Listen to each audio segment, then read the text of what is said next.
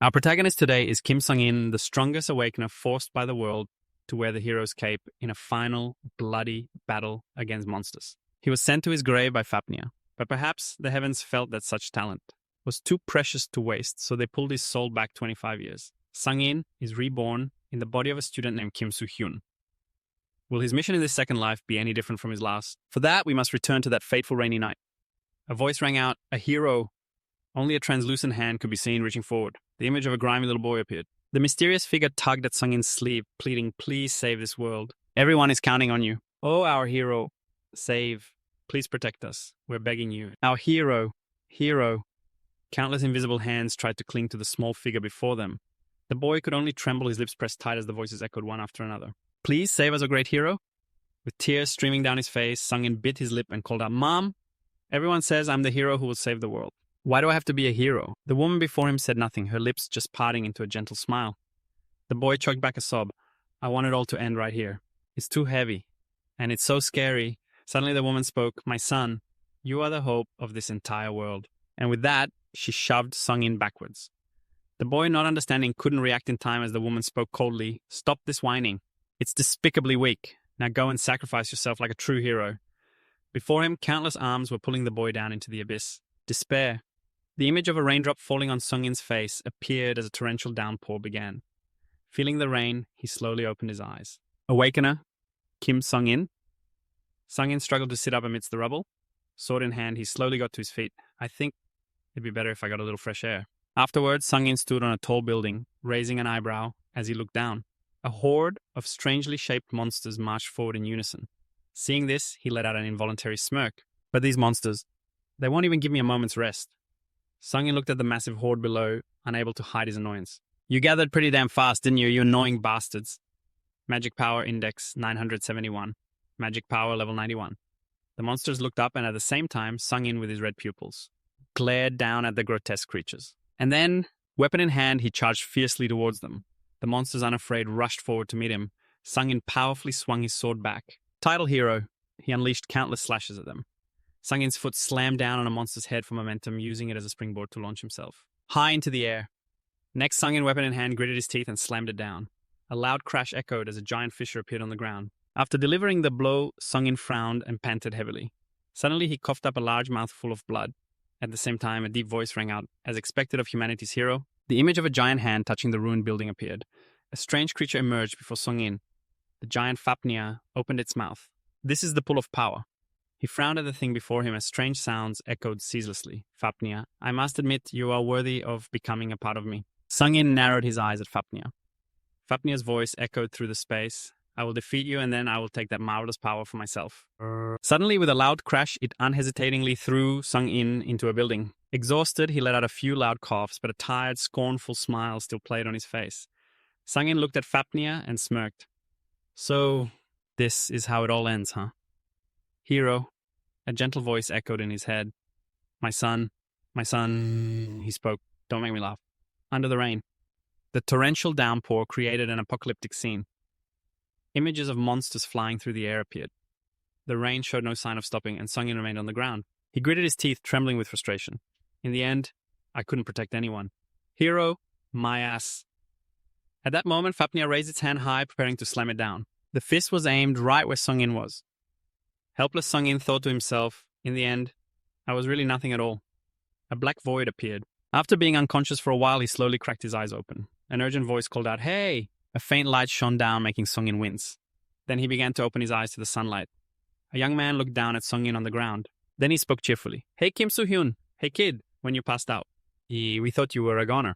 Hearing the name, Sung-in's eyes shot open in shock. He immediately bolted upright, startling everyone. Why'd you shoot up like you saw a ghost?" A bewildered expression appeared on Sung-in's face, completely lost. He looked down at his two intact hands, then looked up at the clear, blue sky above. With a dazed look, Sung-in just stared at the sky, earning a suspicious glance from another guy. Then he raised an eyebrow and whispered to himself, "Was it a dream?" Sung-in remained seated, muttering, "I swear, that bastard Fafnir." The others heard him and looked confused. What's he sleep-talking about? What kind of crazy nonsense is he spouting? One of them spoke up, amused. "Well, if you're awake, then you should get back to taking your beating right." Sung-in looked at the person in front of him with a hint of surprise. "You guys are really still alive?" The guy grabbed Sung-in by the collar. "You can shut up now." "Cut the crap. Sung-in looked up in surprise as his collar was grabbed. At that exact moment, a fist flew right for his face. He didn't hesitate, immediately raising a hand to block the attack. Seeing Sung-in dare to fight back, the guy's face twisted in shock and Sung-in's own eyes turned cold. Then Sung-in swung his arm, forcefully landing a punch straight in the other guy's face. The blow sent him flying back like a ball. The remaining three stared at the scene, their jaws dropping in unison. After throwing the punch, Sung-in stammered an explanation. "Oh, shoot. Sorry, it was a reflex." The guy who got hit roared in fury. "Are you insane, Kim Soo-hyun? You're not getting away with this today." Suddenly, another one shouted, "Hey, Kwang Kang-hyuk, the cops are coming." With one cheek already swelling up, he whipped his head around, startled. Why now, of all times? Then Kang-hyuk angrily warned Soo-hyun, "You'd better show your face at school tomorrow." With a bewildered expression, Sung-in muttered to himself, "Kim Soo-hyun, but my name is Kim Sung-in." As he struggled to his feet, he wondered in confusion, what the hell is going on? Suddenly, Sung-in noticed a phone on the ground. He then reached down to pick it up. The thought crossed his mind, is this theirs? At the same time, Sung-in grumbled, they really should have gotten a better one than this. I mean, this phone is way too old. This thing is at least from 20...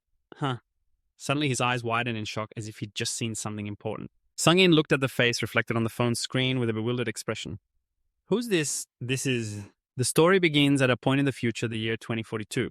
The world was destroyed not by the planet's end or some big bang, but by the mass appearance of dungeons. Monsters poured out from unexplored dungeons all across the globe and began to invade the real world. Those monsters emerged to conquer. They ravaged human civilization in a phenomenon known as the Uprising.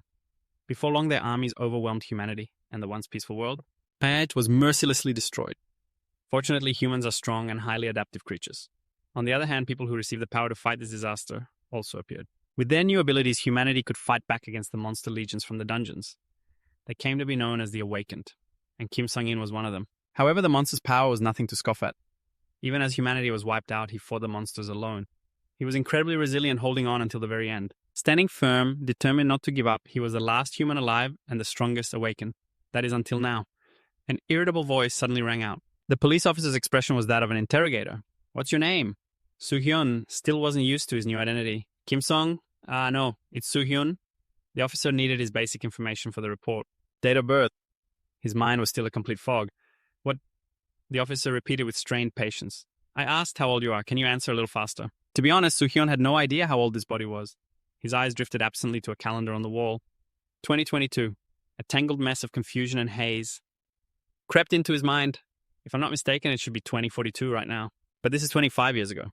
A long silence prompted the officer to nudge him again. "Hey kid, answer me." Soo-hyun snapped back to reality. 20? No, I'm 19 years old. Hearing this, the officer decided to just push through it. Looks like the kid's still a student. I'll just ask again and let him go. All right then. 19 years old and you don't remember your own address. The officer looked at the boy's dazed face. You only remember your name and age, is that right? Meanwhile, Soo-hyun still felt like this reality was some kind of strange dream. I thought for sure that I died at Fafnir's hand. He was oblivious as the officer finally lost his patience and yelled, "Kid, where is your head at, huh? Your final exams must be right around the corner and here you are acting like this." But the words didn't register. Am I dreaming or is this Fafnir's magic? However, the final memory of Fafnir's fist crashing down was crystal clear. Soo-hyun clenched the fists on his lap, confirming his thoughts. No, this feeling, it isn't fake. For some inexplicable reason, he was forced to admit that he had definitely traveled back to the past. He could never forget his original body. But where is my body, the body of Kim Sung-in? What do I have to do to get back to it? There's just too much I don't understand right now. The officer, seeing that Soo-hyun still wasn't listening, sighed. Forget it. There's no use talking to you. Your mother's on her way. So get ready for her to come and pick you up. The officer also offered a sincere piece of advice. When you get home, stop wandering around. You hear me? Just stay put. Especially with all the nearby construction sites making the news because of it. Don't go messing around there. His words only confused him. The officer kept on complaining. Dealing with dazed kids like you? Kids these days have no fear.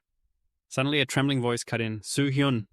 A middle-aged woman suddenly rushed forward and cupped Soo-hyun's face. Soo-hyun's mother, frantic with worry, thanked the heavens as her face drew close to his. She seemed genuinely worried about him. What happened to your face? Oh, honey, are you okay? Soo-hyun's gaze was hazy at first. Who is this? Is she the mother of this body's original owner? In the end, his mother led him out of the police station. As the late afternoon sun washed over the small city, she asked, "Did you forget our address?" "It's true that we did move. But has something been wrong lately?" His voice trailed off slightly. "I'm just not quite used to the new address yet, Mum." Hearing this, Soo-hyun's mother suddenly laughed, remarking, "That's odd. Why are you being so polite all of a sudden? It's not like you at all." Her words hit a nerve. "Is that so? For a moment, he was stunned, not knowing how to reply. Crap, what am I supposed to say? Soo-hyun's eyes darkened a little. Should I apologize first for causing her all this trouble? Suddenly, a hand held out a handkerchief in front of him. Anyway, wipe your face first. His mother's tone was a mix of scolding and tenderness. Honestly, did those kids at school bully you again today? When are they ever going to learn to take responsibility for their actions? She even told him to lean on her. Remember to tell me if they dare to do that again, you hear me? Then she naturally reached down and took his hand. Next time, I won't let it slide. Momentarily stunned by her concern, Soo-hyun let himself be led away. Suddenly, she spoke, breaking the silence. Startled from his thoughts, he jumped. Huh. His mother looked around, puzzled and confused. Why is the park so empty today? Did something happen? Hearing that, he finally noticed how strange the area felt. It was only then he noticed how unusually quiet it was. As the two of them felt a sense of unease, something caught their scent and drew near, on silent paws, its teeth sharp. It crept silently toward his mother. Seeing him standing still a ways back, she urged, Why did you stop? Her voice snapped him out of his daze. Right, I'm coming. But before Soo-hyun could take a step, he heard a low growl, followed immediately by the frantic pounding of a four-legged beast's footsteps. The sound grew clearer. The noise stark in the silence made him turn his head. To his horror, what met his eyes was a set of sharp teeth. Soo-hyun's pupils contracted in shock. A wolf. He instinctively spun around, throwing the backpack off his shoulders and sending its contents flying. The wolf only managed to tear a chunk from his bag before skidding to a halt. No, it's not a normal wolf. Soo-hyun was all too familiar with this kind of monster, having fought them for so long. I'm sure of it. It's a warhound. Now he understood the officer's vague words. So what the policeman said earlier, combined with what he knew about these monsters. Is this an awakening? However, there was something strange about all of this. 2022 was the year the frequency of awakenings gradually increased over time. So there's no way a monster should be appearing right in the middle of the city like this. And now there were two of them, baring their teeth and drooling as they stared down the pair. Soo-hyun's eyes darted around at his surroundings. The question was, how could he possibly defeat them? First, I need something to use as a weapon. With no other choice, he grabbed an umbrella leaning against a nearby bench. Beside him, his mother saw them too, her face filled with disbelief. Monsters, but the media reported that they'd already dealt with all of them. He could only stand in front of his mother. Don't move! Soo-hyun bit his lip, tightening his grip on the umbrella's handle and pointing it toward the wolves. I'm still not used to this body. But if I just focus on one of them, I should be fine. One of the wolves suddenly leaped high, lunging forward with bared teeth. Soo-hyun strained, leaning to match its movement and rhythm as he gritted his teeth. He swung the sharp tip of the umbrella across the wolf's body.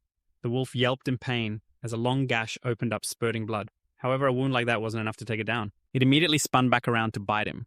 Soo-hyun saw the wolf's abnormal movement and reacted quickly, thrusting the umbrella out to block its snout. But the wolf's strength was too great, making his arm tremble. Was the cut too shallow? In an instant, it slammed him to the ground, pinning him. He couldn't believe he didn't even have enough strength to take down a low-level monster like this. If I was still in my old body, a single blow would have been enough to finish them. Just then, Soo-hyun prayed for a miracle, or at least for the body of an awakened.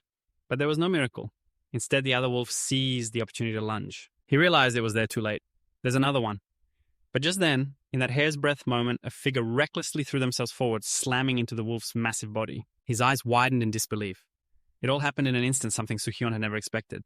His mother, she had slammed into the wolf and was sent flying by the powerful impact, hitting the ground hard. Model, his expression was one of utter disbelief. Mom just saved me. Why? Without a second thought, Soo-hyun kicked the wolf in front of him away. He ignored the two wolves at his back and rushed toward her. Mom! His voice trembled uncontrollably. A mix of panic and worry filled his voice. Why would you do that, Mom? It's too dangerous. She was still mumbling his name. Soo-hyun? Though her eyes were closed tight, her words stunned him. Mom's okay. Even at the very end, you have to live. With those words, she passed out. He gently laid her down. An unreadable heavy silence fell over Soo-hyun. Behind him, the two wolves were still snarling, waiting for an opening. But they hesitated, deterred by a dark aura radiating from the young man.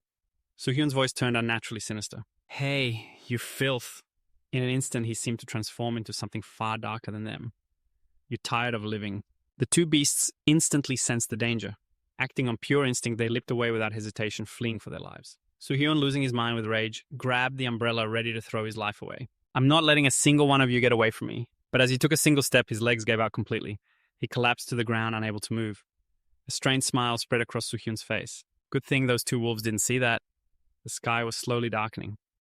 My stamina is pathetic. Turns out I'm too weak to even chase them down. Sigh. Even so, I can't just leave the two of us lying here. First, I need to get home. As he lifted his mom onto his back, a sharp pain shot through his recent injury. And then suddenly Soo-hyun remembered something incredibly important. Wait a second, I just got transported here. Am I homeless? Where's my house? It wasn't until the purple twilight had deepened into the dark blue of night that he managed to drag himself to a small, modest apartment building. Panting, Soo-hyun laid his mother down on the sofa. Finally, made it back. He felt a little lucky and clever. Good thing I had the address in my wallet. I was this close to being homeless and sleeping on the street. Suddenly, the woman on the sofa turned in her sleep, startling him. It seemed she was dreaming about what just happened, still trying to protect him. Soo-hyun, don't worry.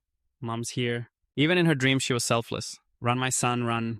Hearing those words, Soo-hyun's expression tightened. 1,000 unspoken words caught in his throat. He couldn't forget the scene from before. Mom, why would someone so strong destroy herself? A strange question echoed in his mind. Just to protect her child.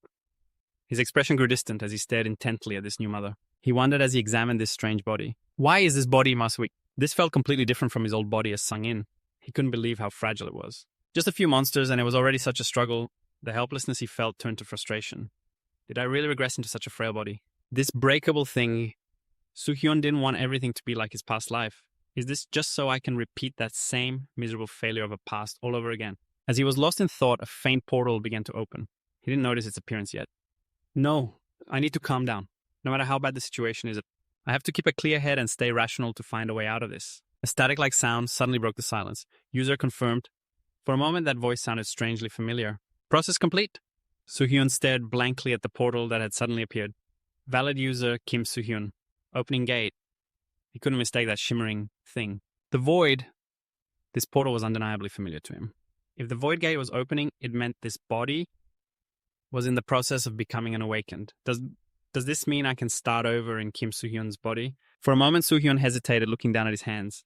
Back in 2022, as Kim sung-in, I was still just an ordinary human. But look at me now. It seems I've entered the void, even earlier than in my previous body. But this brilliant, tempting portal, it's come at just the right time. He wasn't going to miss this chance. All right, I've come this far. There's no need to hesitate. Soo-hyun stepped inside into an empty space. Welcome to the Tower of Trials. This place appeared at the same time as the dungeons. The Tower of Trials, also known as the Void. The Void grants humanity the power to fight against monsters. If a user is qualified and clears the first floor of the tower, they will be recognized as an awakened. After that, by climbing the tower, that individual will grow stronger and stronger. Right now, he was one of the chosen for that very reason. Most users aim for the highest floors as their goal. But in reality, there's a system within the tower even more important than climbing floors. The Void system began to speak. User Kim Soo-hyun will now begin the trial, entering the first floor. This was a new starting point for Soo-hyun's new life. The system presented the preset levels as usual. Please select a difficulty. You may choose from the lowest level 1 to the highest level 10. Without hesitation, he chose the highest level 10. The system confirmed his choice instantly. You have selected level 10. In addition to the floor number in the Void, each floor also has a level. This level system is applied to every floor. On the same first floor, if you choose a higher difficulty, the monsters will be stronger. And of course, when the monsters are stronger, it also means the rewards will be greater. The space before him suddenly expanded, stretching out far into the distance. This was the price one had to accept for choosing such a high and dangerous difficulty. In short, high risk, high reward, Soo-hyun was transported to another place to begin the trial tower. First floor, the space suddenly transformed into an arena. Difficulty level 10. Start. At this point, he was already committed. There was no turning back. I had my reasons for choosing level 10, but will I be okay? Even back then, when things got really intense, the highest I ever went was level 8. The determination in his eyes flared up. For my goal, no. I have to overcome that dark future, the one where humanity collapses, which will happen if I just repeat my past mistakes. The end result will just be the same as before. A small circle displaying weapons appeared around him. Please select a weapon. Beyond the blue light were bipedal, chicken-like monsters. The moment Soo-hyun grabbed a weapon, the trial began. The blue protective circle vanished, forcing him to move forward and face them. A few hours later, back in the real world, it was a quiet, moonlit night. However, a man on the street was screaming his head off. He had been cornered in a dead-end alley by 2 wolves. "Help me!" he shrieked, scrambling backward, knowing he couldn't fight them. Monsters. Their eyes were ferocious as they slowly closed in. Is anybody there? Faced with their sharp fangs. The man could only scream, "Somebody please!" Just then, like a hero, Soo-hyun appeared. "Finally found you." A brilliant flash of light erupted, blinding the poor man. Soo-hyun leaped out of nowhere. He kicked the wolf that was about to attack the innocent man right in the snout. He was holding a blue umbrella that he must have picked up earlier. A cold, profound glint flashed in Soo-hyun's eyes. He brought down the flimsy umbrella and the wolf's body shattered to pieces. It all happened in the blink of an eye, stunning the remaining wolf. Soo-hyun's voice was low and resonant, as if he'd come for revenge. "I told you. I wasn't going to let you run away. Didn't I?" he said, as if comforting the wolf, which was stunned by the situation. "Don't worry." Soo-hyun swung his arm and a brilliant light flashed. His eyes grew cold as he tossed the umbrella aside. You'll be joining your friend soon enough. Awakened Kim Soo-hyun. Trial Tower, first floor. Difficulty 10. Complete. The news is filled with daily reports about the recent monster appearances. We are recording a steady increase in the number of dungeons compared to 2019 when the first one appeared. The number of new dungeons has now tripled. Humanity is being forced to adapt. One day, dungeons just suddenly appeared. Their arrival caused great controversy and had a massive impact, forcing people to analyze this new phenomenon. At a glance, dungeons and the Trial Tower might seem similar, but their internal structures are completely different. The system rates them from high grade to low grade, with each color representing a different level of difficulty. The difficulty from 1 to 10 varies by floor and is indicated by color. Now we will delve into the differences between them based on the information currently available. There are even introductory courses on these two phenomena: dungeons, the Trial Tower, and the system. The entire world's attention was focused on these unidentified phenomena that all appeared at the same time. People's curiosity and excitement about them grew by the day. But along with the danger came lucrative rewards, as well as a new source of power for users. The resources from dungeons like ores and treasures had increasingly diverse applications in the real world, causing their prices to skyrocket. As a result, the Awakened rose to the top of society. The rewards from dungeons didn't just affect daily life, they had a massive impact on the global economy. The Awakened were drawn in by the artifacts obtained from conquering dungeons. Accomplishments and fame naturally followed, until the alarm bells started to ring. However, what no one knew was that there had already been several warnings about the dangers of an outbreak, a phenomenon where monsters from inside dungeons pour out into the real world. Outbreaks are occurring in dungeons from high grade to low grade, but overall, dungeons have had a positive long-term impact on society. The event that is about to befall the human world is the outbreak, a phenomenon where as more dungeons appear, the monsters inside grow in number and strength until they pour out into the real world. In a not-too-distant future, this will become a reality. After the year 2028, for now, life goes on as usual, but they will soon realize just how that catastrophe will destroy their world. A few awakened hunters were chatting on a street corner. Hey, did you see the updated rankings yet? It's the same as always. But I think a new name just popped up today. A new Awakened on the list. I mean, how did that guy even manage to complete it? The first floor with a score like that, the rankings list showed first place, Kim Soo-hyun. They were all stunned. 2,230 points. But second place only has 940. That score is in a completely different league. The gap is huge. A new star has been born. And just as they were wondering, our main character arrived. Welcome to the Trial Tower. So who the hell is this Kim Soo-hyun guy? Soo-hyun stepped out of the gate and exhaled. It's been a long time since I was last here. He took a good look around. The corners of his mouth curved into a slight smile. This town, which looked like something out of the Middle Ages, was called the Tower of Trials, or the Void. It's a vast world where floors are interconnected, a gathering place for awakeners from all over. Each floor differs in its environment. The weather, even the culture. Everywhere is filled with awakeners just like you, but they all share one common goal: to reach the next floor. You must pass the first floor's trial to become an awakener and arrive here. Right now, the second floor is home to newly awakened individuals compared to the other floors. It's also much easier to gather items here. However, if you want to live comfortably, you need to collect enough achievement points from the very first floor when you enter the Void for the trial. Soo-hyun slams a flying dinosaur to the ground. In the silent arena, monster corpses are strewn everywhere. His body still has to struggle to keep up with their movements. You have passed the trial of the first floor, as expected, of difficulty level 10. Without my memories from my past life, I'm sure I never would have made it. He feels quite lucky for what he knows. Thankfully, my combat abilities have also started to return unconsciously. Because of that, Soo-hyun's heart fills with confidence. At this rate, I'll be able to get through this. Immediately, a series of reward notifications appear. You have brilliantly completed the first trial. This is the reward for the first floor, difficulty level 10. 10 achievement points. 30 achievement points. 150 achievement points. 300 achievement points. 1,000 achievement points. All stats increased by 5. Mana stat increased by 2. Mana tier increased by 1. Updating your rank.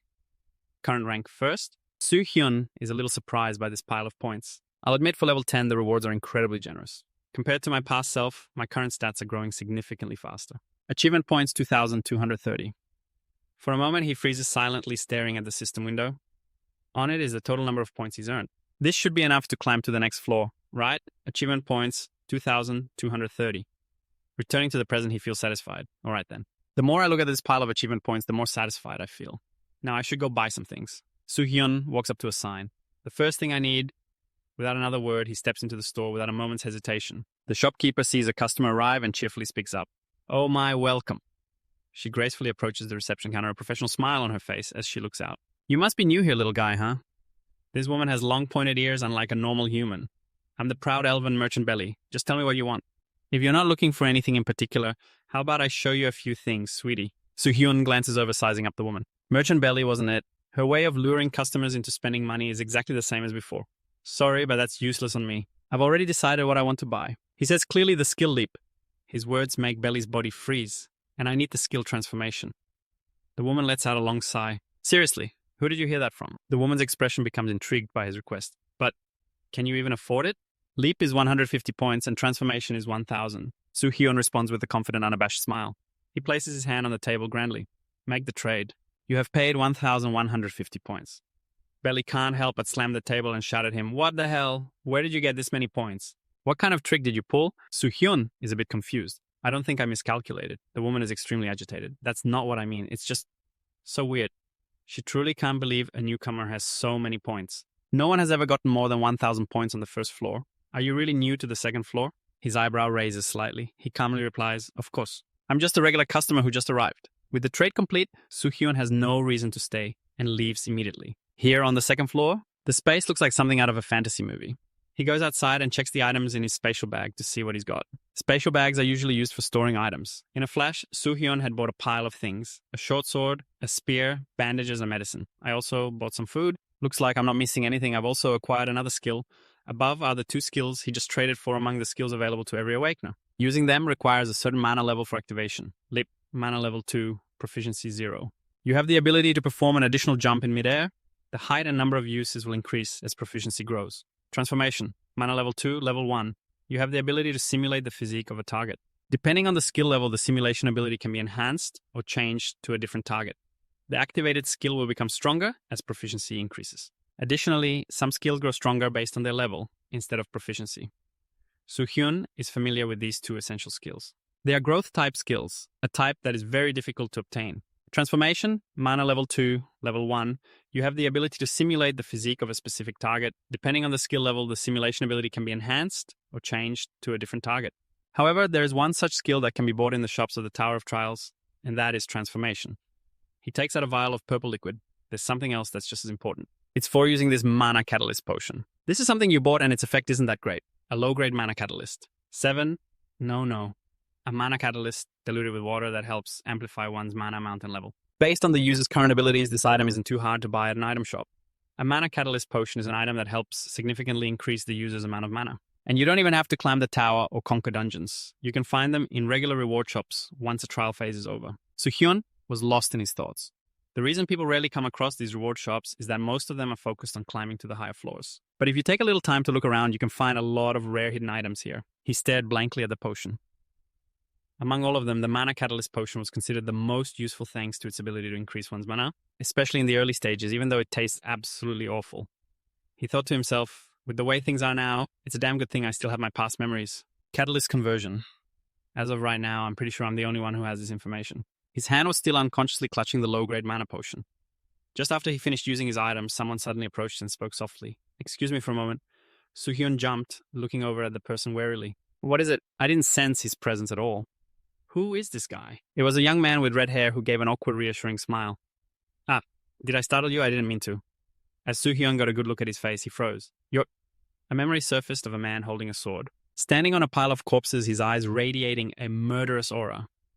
The image was seared into Soo-hyun's memory. He could never mistake that face. Choi Hak-jun, this red-haired young man he just met. He also appeared in my past life. Choi Hak-jun.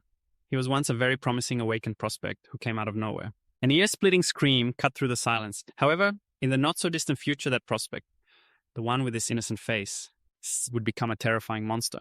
He would be the one responsible for the mass slaughter of a major guild's members. The image of his murderous face flashed through Soo-hyun's mind. But Hak-jun didn't get a response. Just a blank stare. Finally, Hak-jun scratched his face sheepishly and spoke up. Is there something on my face? You're kind of staring. That's when Soo-hyun realized how rude he was being. No, I was just a little surprised, that's all. He snapped out of his thoughts. He looked so much more bloodthirsty in the past. Anyway, was there something you wanted to talk to me about? Hak-jun then explained his reason for approaching him. To be honest, I've been following you since you left the shop. You seem to have bought a lot of stuff, and you look like you know what you're doing. Soo-hyun's hand resting on his lap tightened slightly. Why is he following me? Hak-jun then began to make his proposal. Hearing his vague words, it made Soo-hyun tense up in anticipation. But then with a cheerful, innocent face like a golden retriever, Hak-jun asked, Do you want to party up with me? Soo-hyun was not expecting that at all. I'm sorry, what did you just say? A little while later, he began climbing the tower once more, second floor. Difficulty level 10. The trial will now begin. You have obtained the treasure of the Corpse Clan. The wrath of the Corpse Clan is now focused on you. They will stop at nothing to retrieve their treasure. Take the treasure and run, and find a way to survive in this forest. Bipedal lizards sniffed the air around them. Armed with spears and swords, they searched around the trunk of a large tree. High above, Soo-hyun remained perfectly still, careful not to make a single sound. Finally seeing nothing, the lizards split up and headed off in different directions. He quietly held his breath, eyes scanning the area below. The Corpse Clan. They're a race that excels at tracking prey, and I'm supposed to escape from them. Isn't that asking for a bit much? And the quest item was in his hand. What kind of treasure gets you stuck in a mission this hard? The item had only a name, and nothing else. Treasure of the Corpse Clan. It had no special function other than the fact that he had to protect it. Even so, Soo-hyun had no idea how to clear a level 10 difficulty. How am I supposed to complete this quest? Suddenly the system's prompt replayed in his head. And try to survive in this forest. His expression suddenly brightened as an idea struck him. A member of the Corpse Clan walked past a large tree root continuing its patrol. Without warning, Soo-hyun leaped down right in front of it. He pulled a sword from his spatial inventory and charged forward. His skill was as fast as lightning slicing through the air. He took one down instantly. Soo-hyun's face lit up at the idea. Try to survive in this forest. In that case, an excited Soo-hyun recklessly charged toward the enemy group. All I have to do is kill every last one of them. One of the creatures shrieked from the trees and leapt down at him. With a single fluid stroke of his sword, he took down another one. You have received 20 achievement points. The skill I just acquired is already being put to use. Leap. Countless scoreboards updated. You have received 20 achievement points. He frowned, slightly regretting his decision. I'll probably waste a lot of time getting tangled up with these corpses. This would be so much easier if I formed a party, but he remembered Hyukjun's offer. From level 5 and up, the difficulty is on a completely different level. So finding teammates isn't easy. I want to challenge level 8, but maybe that's too high. Soo-hyun, looking stunned at the time, asked back. Does it have to be level 8? His eyes were waiting expectantly for an answer. However, that wasn't his goal right now. Yes, I have my own reasons. I'm sorry, but mark level 8 is too low compared to the goal I've set. Suddenly, a dark shadow fell over Soo-hyun's lush green land. A member of the corpse tribe, brazenly riding a large monster, charged forward. Soo-hyun wasn't too surprised by its appearance, so the boss finally decided to show its face. He used his leap skill to soar high into the air. Leap. His power was now comparable to the boss's. It's time to kick the leader off its throne. Flashing slashes cut it into pieces. In an instant, the second floor was cleared. Reward for the second floor of the Tower of Trials. The hidden ability of the Corpse Tribe's treasure has been revealed. Corpse Tribe's treasure removes all injuries and negative effects from the user. Users remaining 5 out of 5. Soo-hyun sat by the fire, speechless as he looked at the necklace. I wasn't expecting much from the reward, but to get a special item like this, it was the right call to destroy them instead of running away. The information window displayed his current stats. Status window. Name, Kim Soo-hyun. Mana 18. Mana level 3. Strength 34. Agility 31. Stamina 31. Reflexes 37. Fatigue 81. Skill leap details. It's the same for the conversion skill details. My stats are increasing faster than before. Also, the new skill is being used effectively. Conversion. Mana level 2. Level 1. You have the ability to simulate the physical characteristics of a specific target, depending on the skill's level. The simulation ability can be enhanced or changed to a different target. With conversion, I can now learn the boss's traits. Soo-hyun acquired the trait of the boss he killed. Corpse Tribe Boss Trait. Rage, a skill that enhances physical abilities for a certain period. It's based on the user's fatigue strength and the amount of damage taken. This will be very helpful in the future if I find myself in an emergency. There. A tiring day passes with many other rewards. This fight took a lot of effort, but I gained a lot from it too. If I keep up this pace... Suddenly a sound startled Soo-hyun. It was a system notification about his current fatigue level. Fatigue 81. He had no choice but to open a void and leave this place. I'll leave this forest first and figure things out later. Soo-hyun opened a portal directly to his current home. However, the sight before him made him look confused. In front of him was a table overflowing with food. The fragrant aroma of steaming food filled the air. He couldn't help but feel bewildered. Mom, what's going on? His mother placed another dish on the table. This is the least I can do to thank you for saving my life. You've been working so hard. Son, hearing this, he lowered his head and was silent for a moment. You're the one who must be tired, Mom. You were so injured yesterday, but you still went to work. Soo-hyun's mother just smiled gently and kindly. I'm fine. How could I get tired from making food for my own son? These loving words struck him, leaving his face stunned. In the end, he couldn't say a word and just looked down at the table of food. Soo-hyun quietly pulled out a chair. He sat down in his only chair. The warm, fragrant smell of the rice and soup filled his nostrils. He scooped up a spoonful of pristine white rice and began to eat the fragrant cooked grains. As the soft rice tumbled in his mouth, a pang of sorrow suddenly rose in Soo-hyun's heart. Thank you, Mom. He suddenly bowed his head, holding back the bitter tears that welled in the corners of his eyes. He didn't dare tell the truth to this mother who loved her son so much. Even though I was never your real son. Her expression went a little blank as she looked at her son. Oh dear. She chuckled, watching Soo-hyun eat with gusto. You must be starving, huh? She was unaware of his promise. I promise I will protect you until the very end. Very quickly, news began to spread rapidly online. Holy cow, a single piece of news dominated the online articles. Second floor of the Tower of Trials, number 1, with 2,230 points, Kim Soo-hyun. Everyone was in an uproar, completely in disbelief. The number 1 ranker, how many points did the last number 1 have? I think it was only 940. This sounds fake. Is this a joke? It's not a joke. I already verified it. Who is he? The rankings really changed this time. Who is he really? Who is that person? Soo-hyun broke into a sweat as he stared at the bright computer screen. He could only manage to utter 2 strange words. Holy shit. A flood of comments kept popping up. What do you guys think user Kim Soo-hyun's score is? 2,197, 2,230 points. Is that even possible? 2,196, I smell bullshit. 2,195. Hey, is this for real, bros? How many points do you guys have? 2,194. Is this a general community board or a Kim Soo-hyun fan page? 2,193 LOL. This is freaking insane. 2,192 Korea is reaching a whole new level. I'm so proud. 2,191. Right now he's number 1 in the world. This is something worth celebrating. 2,190. Holy crap, isn't he just the best? 2,189. I've seen him before. 2,188. I heard his gear is pretty average though. I'm speechless. This is getting complicated. Soo-hyun's hands resting on the keyboard trembled for a moment before going still. His face went blank, stunned by the scene before him. On the screen was an image from a website for awakened beings. Only one headline stood out on the page. The number 1 ranked person on the second floor of the Tower of Trials. With 2,230 points, Kim Soo-hyun. People couldn't stop chattering, curious. How many points did the previous number 1 have? I think it was only 940. That sounds crazy. Are you kidding me? It's not a joke. I double-checked. Who is that? The rankings have changed a bit this time, so who is it in the end? Who is that person? Soo-hyun stood before the screen, speechless and frozen for a long while. Suddenly someone exclaimed, sealing his fate as everyone began to fight over him. They all want to snatch this guy for their guild. He leaned back in his chair and let out a sigh. Damn, this is getting more and more out of hand. That night, somewhere in Gangnam, Seoul, in a building serving as the Aries Guild's headquarters. When asked a question, Hak-jun turned puzzled. Who? Kim Soo-hyun, that rookie who's now ranked number 1. What about him? A middle-aged, heavily bearded man spoke up as he scrolled through his phone. It seems he became an awakened being around the same time as you. Do you know anything about him? His deep, intrigued voice rang out. Without answering, he put a hand behind his neck and sighed. Who knows? I don't think we've ever crossed paths. After all, the inside of the tower isn't exactly small. The older man walked over and placed a hand on Hak-jun's shoulder. That's just how it is. The older man inquired about his tower climbing progress. And the 3rd floor attack, is it going well?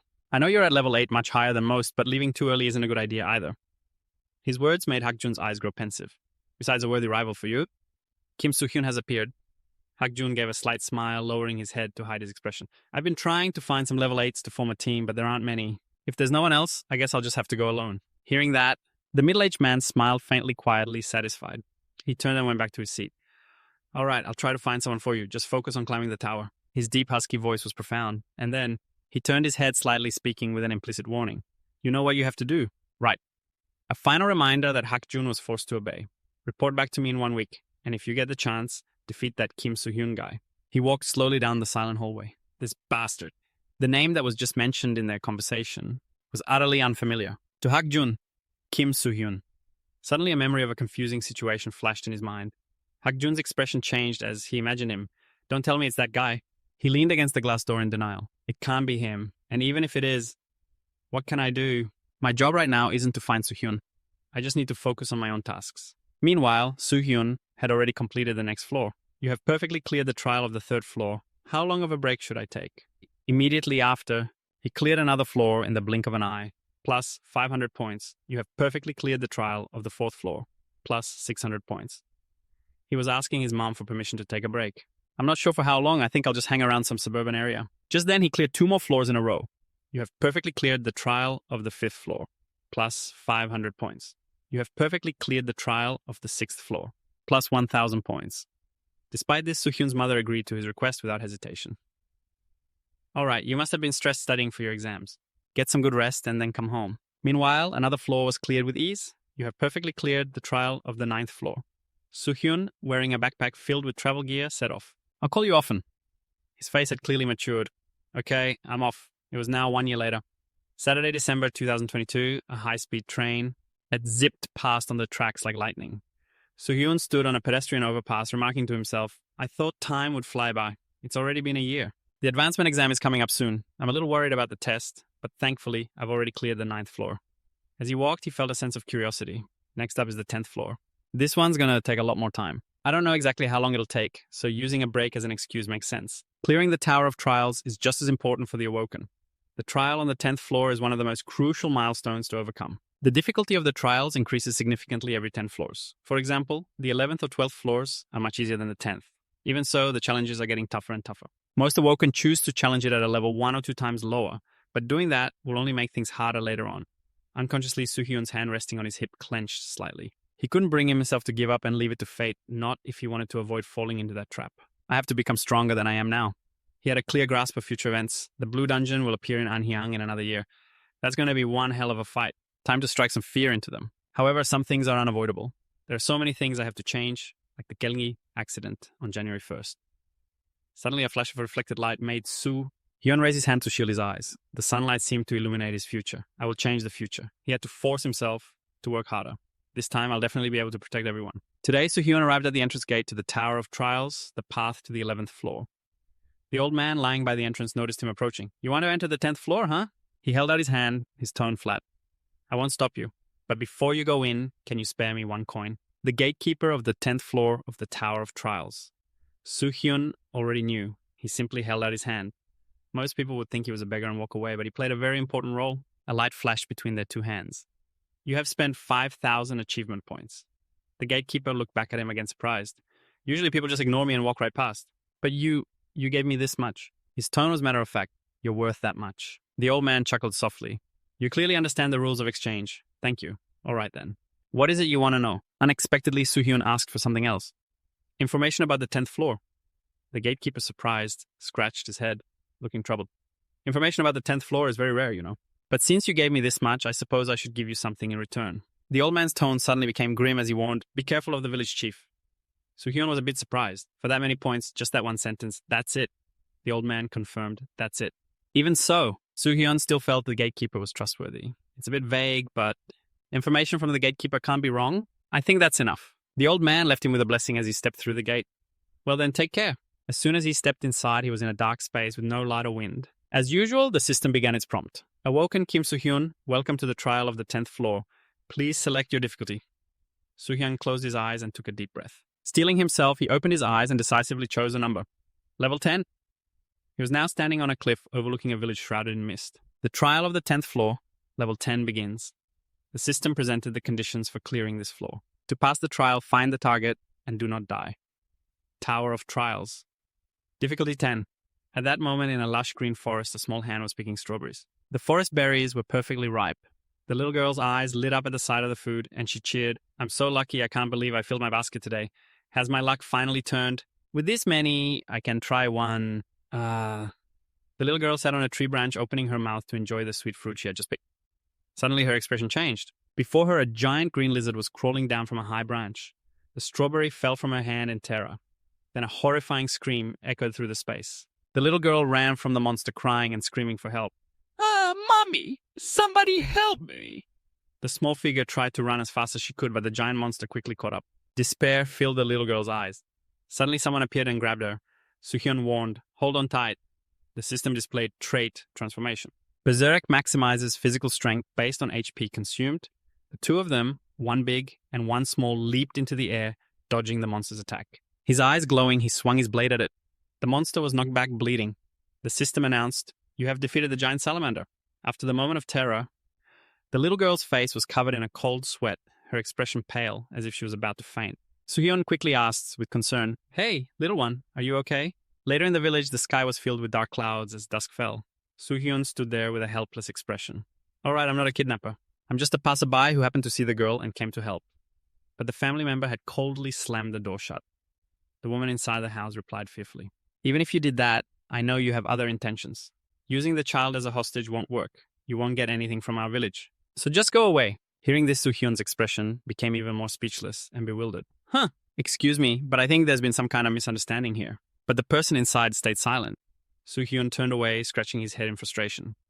Getting labeled a kidnapper out of nowhere is exhausting. I didn't even do anything.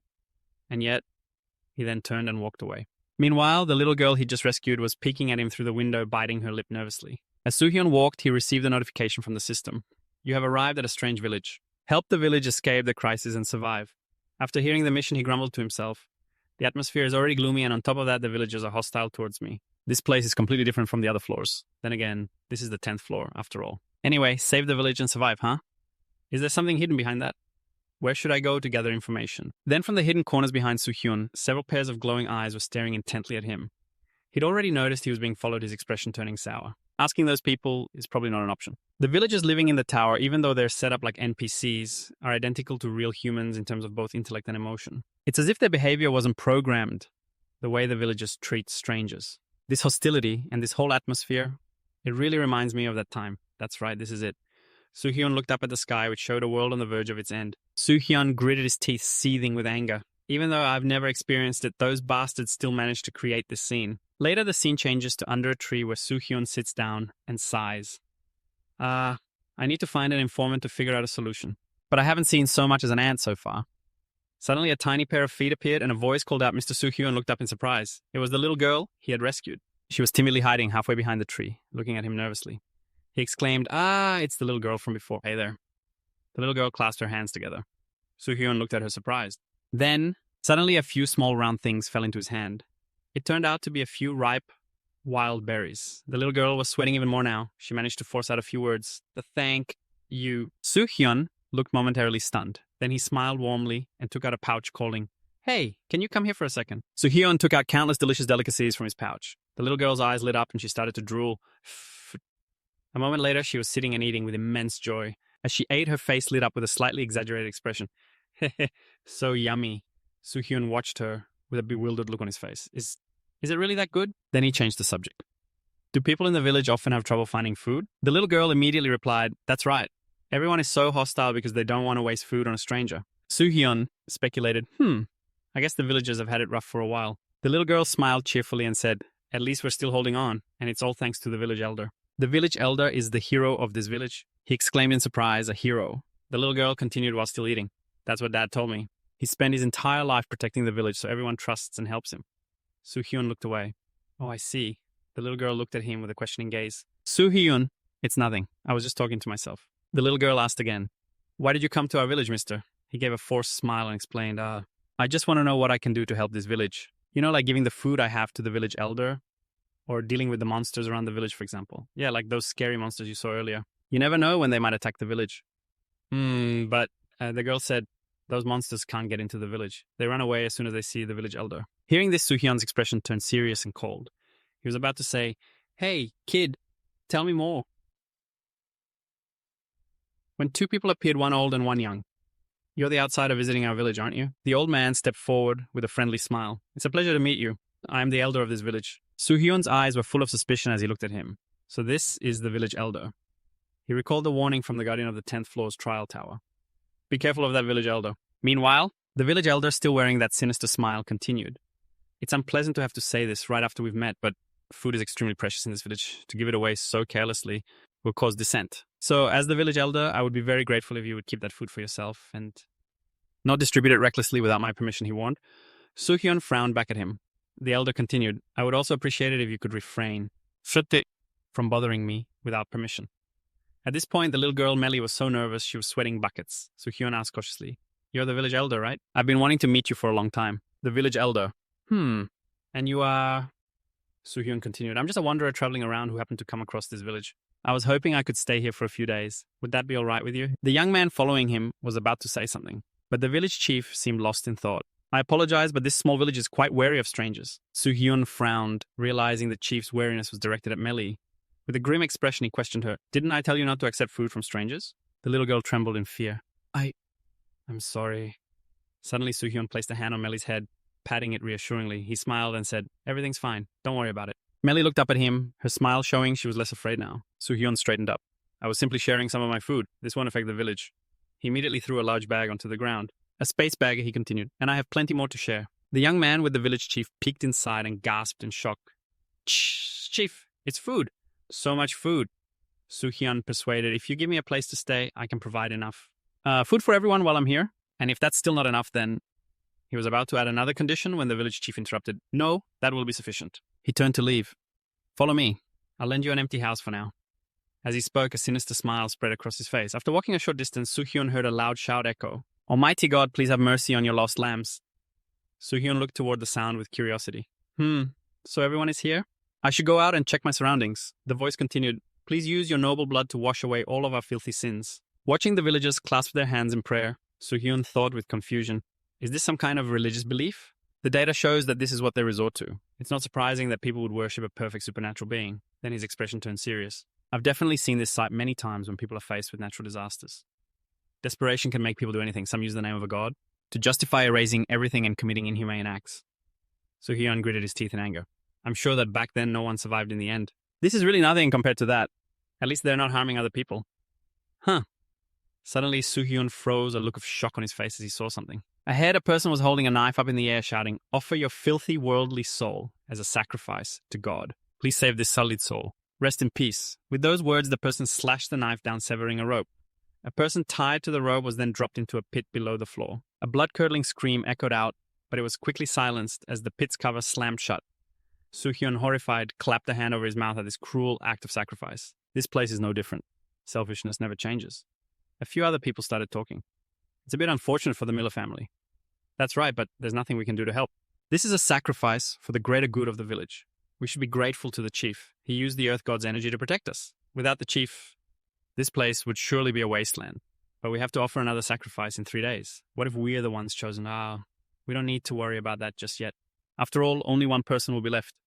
Their glowing red eyes looked unhaunting and terrifying. Later, the old village chief was sitting and working. Someone came in to report today's ceremony was a great success. Chief, we must quickly choose a sacrifice for the ceremony in 3 days. After listening, he mused, how is that outsider doing? The reporter replied. He hasn't made any strange moves. I believe you let him stay to prepare him as a sacrifice. The gods brought him here for a clear purpose.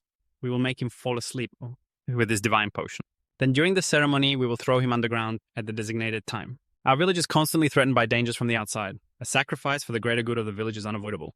The old chief's expression was sinister as he added, shouldn't we save another villager? Legend says that one day a man-eating snake crawled out from a nest under this village. Fortunately, that snake accidentally awakened another monster while trespassing on its territory. Because of that other monster's appearance, our village was kept safe from all the dangers lurking around us. The frightening thing is, the monsters outside are always looking for a chance to attack, so the villagers have fallen into a state of panic. In this situation, what else can I do as the village chief? The chief's face was emotionless. Through that festival, quite a few villagers have become sacrifices, but I feel not one bit of guilt because it's the only thing I can do to become a hero. 3 days passed quickly. 2 people in red hooded cloaks, their faces obscured, were holding flaming torches. Soo-hyun, unconscious, was carried in by a person dressed in dark clothes. He was placed right on the spot where someone had been sacrificed before. Soo-hyun was still unconscious. The old chief stood in the center and spoke. Forget about us, outsider. He placed the knife on the rope, his eyes malicious as he justified himself. This is all for the greater good of the village. The rope was cleanly cut, and the body fell helplessly into the darkness below. The image of the people above grew smaller and smaller as the terrifying darkness closed in. A moment later, at the bottom of the pit, the body of a giant snake appeared coiled up. It was surrounded by countless pristine white eggs. It opened its mouth wide, revealing sharp, venomous fangs. After a moment of darkness, someone else entered the pit. It was none other than the old village chief. As he entered holding a torch, he thought to himself, a full day has passed since I threw that outsider in here. He must have been completely digested by now. Not a single trace will be left behind in this territory. Let's see. Didn't they say the monster tried to break through the north gate? I'd better mark this monster's territory. As he was scheming, the old man suddenly froze, his face filled with shock and astonishment as he stared ahead. Soo-hyun, with a cold expression, turned to him and added, "Oh, what wind brings you here, our esteemed village chief?" The scene before him was the snake chopped into many pieces. Soo-hyun stood in the middle of it all, his body covered in blood. The village chief's face was a mask of utter shock. He stared ahead at Soo-hyun, who turned back with a grim expression. "Oh, why have you come here?" "The village chief saw you standing amidst the corpse of the giant snake, which you had hacked into several pieces." The old man trembled, sweat pouring down him. How could a mere human have done something like this? "This monster, you were the one who defeated it. This is insane." His hand trembled. Soo-hyun was silent for a long moment as if in thought, then he emitted a murderous aura and laughed coldly. "How ridiculous. You're talking as if this monster couldn't possibly be killed." The man flinched, trying to find an excuse. "Ah, well." Then the village chief gritted his teeth as if deeply wronged. He screamed, "It was all for the good of the village. If this snake didn't make its nest in this area, then other monsters would come and destroy our village." Soo-hyun coldly questioned him back. "You say everything was for the common good of the village without a single bit of benefit for yourself." These words made the old man break into a cold sweat. unable to answer for a moment. Soo-hyun turned towards the snake and continued, "This beast's name is the assassin snake. Besides eating people, it spends most of its time sleeping, resting, and doing nothing. Because it made its nest and marked this area before leaving. Whoa, all the weaker monsters would never dare to come near. That means you came here regularly to feed it. And another characteristic is that this type of monster never eats. Tash, the one who raises it." The village chief flinched once more, having been exposed. Soo-hyun walked towards him. "I'm guessing you knew all about these traits. And you used them to paint yourself as a hero while using the villagers as feed for the beast." The village chief's eyes were wide open, cold sweat dripping down him more and more. Soo-hyun walked past him towards the exit. "But from this moment on, your mask of hypocrisy has been torn off." The village chief collapsed in despair before the snake's corpse. A while later, a crowd of villagers looked on with shocked and horrified expressions at what was before them, the snake's head, which Soo-hyun had brought out. Gasps echoed through the crowd. Is it really true? The village chief lied to us? That's just unbelievable. It's fake news, but that monster, I thought it was offered as a sacrifice to the earth god." Then a woman hissed through gritted teeth in anguish. "So, my husband, who always trusted and supported that village chief, well, it was fed to this monster. Is that it?" The person next to her tried to comfort her. "This can't be true at all. How could he do something so filthy?" The other villagers also hung their heads in the face of this truth. "It's shocking to know our respected village chief deceived us, secretly turning us into bait for a monster. But no matter what the truth is, we were only able to avoid the other monsters thanks to this snake." Then they started questioning Soo-hyun. "So what now? You killed the snake. What about us?" He calmly reassured them. "I can help you all," which made them look at him in shock. "What?" Soo-hyun knelt down and continued, "There are some things I have to show you." He brought the snake eggs out from the cellar. The people were confused. This is... Soo-hyun explained, "As you can see, these are snake eggs, the eggs of that monster." Hearing this, the villagers' faces went pale, as if they were struck dumb. Soo-hyun continued, "I know what you're about to say, but please hear me out first. Do you all still remember what I said? A killer snake will never see its caretaker as prey, right? You can use this trait to tame the baby snakes." After hearing this, they became even more terrified, breaking out in a cold sweat. Soo-hyun calmly reassured them, "Don't worry, because you won't have to sacrifice yourselves as bait like before." A villager asked, "So we should..." He immediately continued, "Take care of these little beasts." Confused and shocked, they asked, "But beasts? Are you telling us to hunt monsters to feed these snakes? Then who's going to hunt the monsters?" Soo-hyun replied, "For now, I'll take care of it. But I'm just an outsider, and sooner or later I'll be leaving this place. After I'm gone, you'll have to solve this problem yourselves." They cried out in panic. "What?"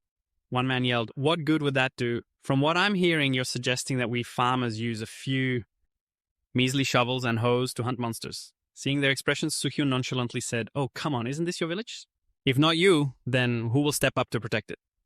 Someone was about to argue. "It's easy for you to say." But Soo-hyun was losing his patience, emitting a cold, murderous aura.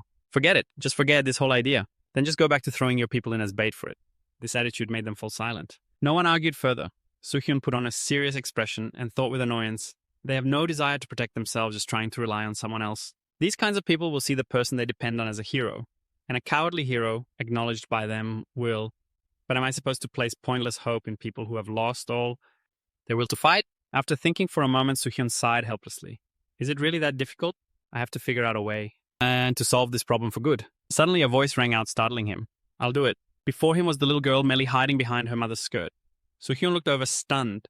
The little girl bit her lip, as if steeling her resolve, then gave a crooked smile. "Heh, heh, heh. Even though my body is still trembling with fear, I'm not sure if I can do it alone, but I want to become strong so I can protect my village." Soo-hyun's expression softened as he looked down. Then he broke into a satisfied smile and praised her. "You really are an amazing kid." He knelt down close to the little girl and said persuasively, "If we can all combine our strength, we can definitely protect this village." Melly cheered happily. "Really? I'll do my best." Melly's eyes sparkled with hope. Soo-hyun then turned to look at the villagers who were breaking out in a fresh cold sweat. Even a child is willing to join in. Then a man also spoke up. We'll do our best. It's much better than just sitting here waiting for a painful and terrifying death."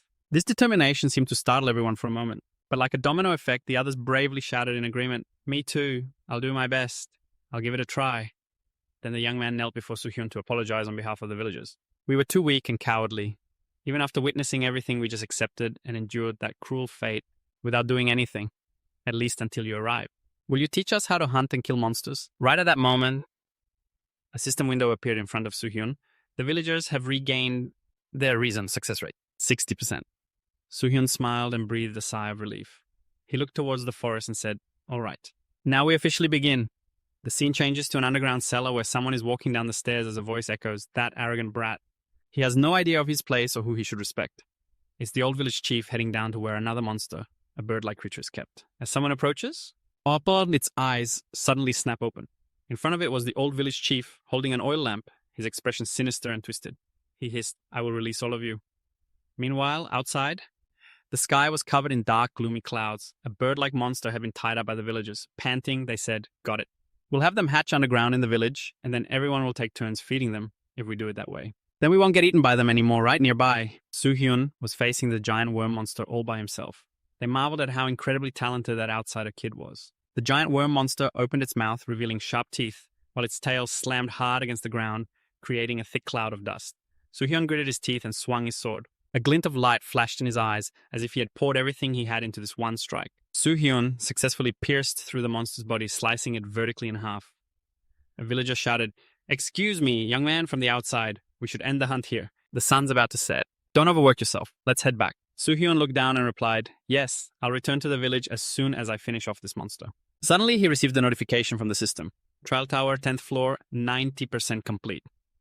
Soo-hyun jumped down from the monster, silently calculating. These newborn snakes are growing really fast. My experience bar will be full in no time. But that missing village chief, is he causing any trouble? I need to figure everything out after this experience bar hits 100%. He muttered, "Did I miss anything?" Suddenly, the ground beneath Soo-hyun began to shake. A second later, the tremors grew even stronger, as if trying to topple him over.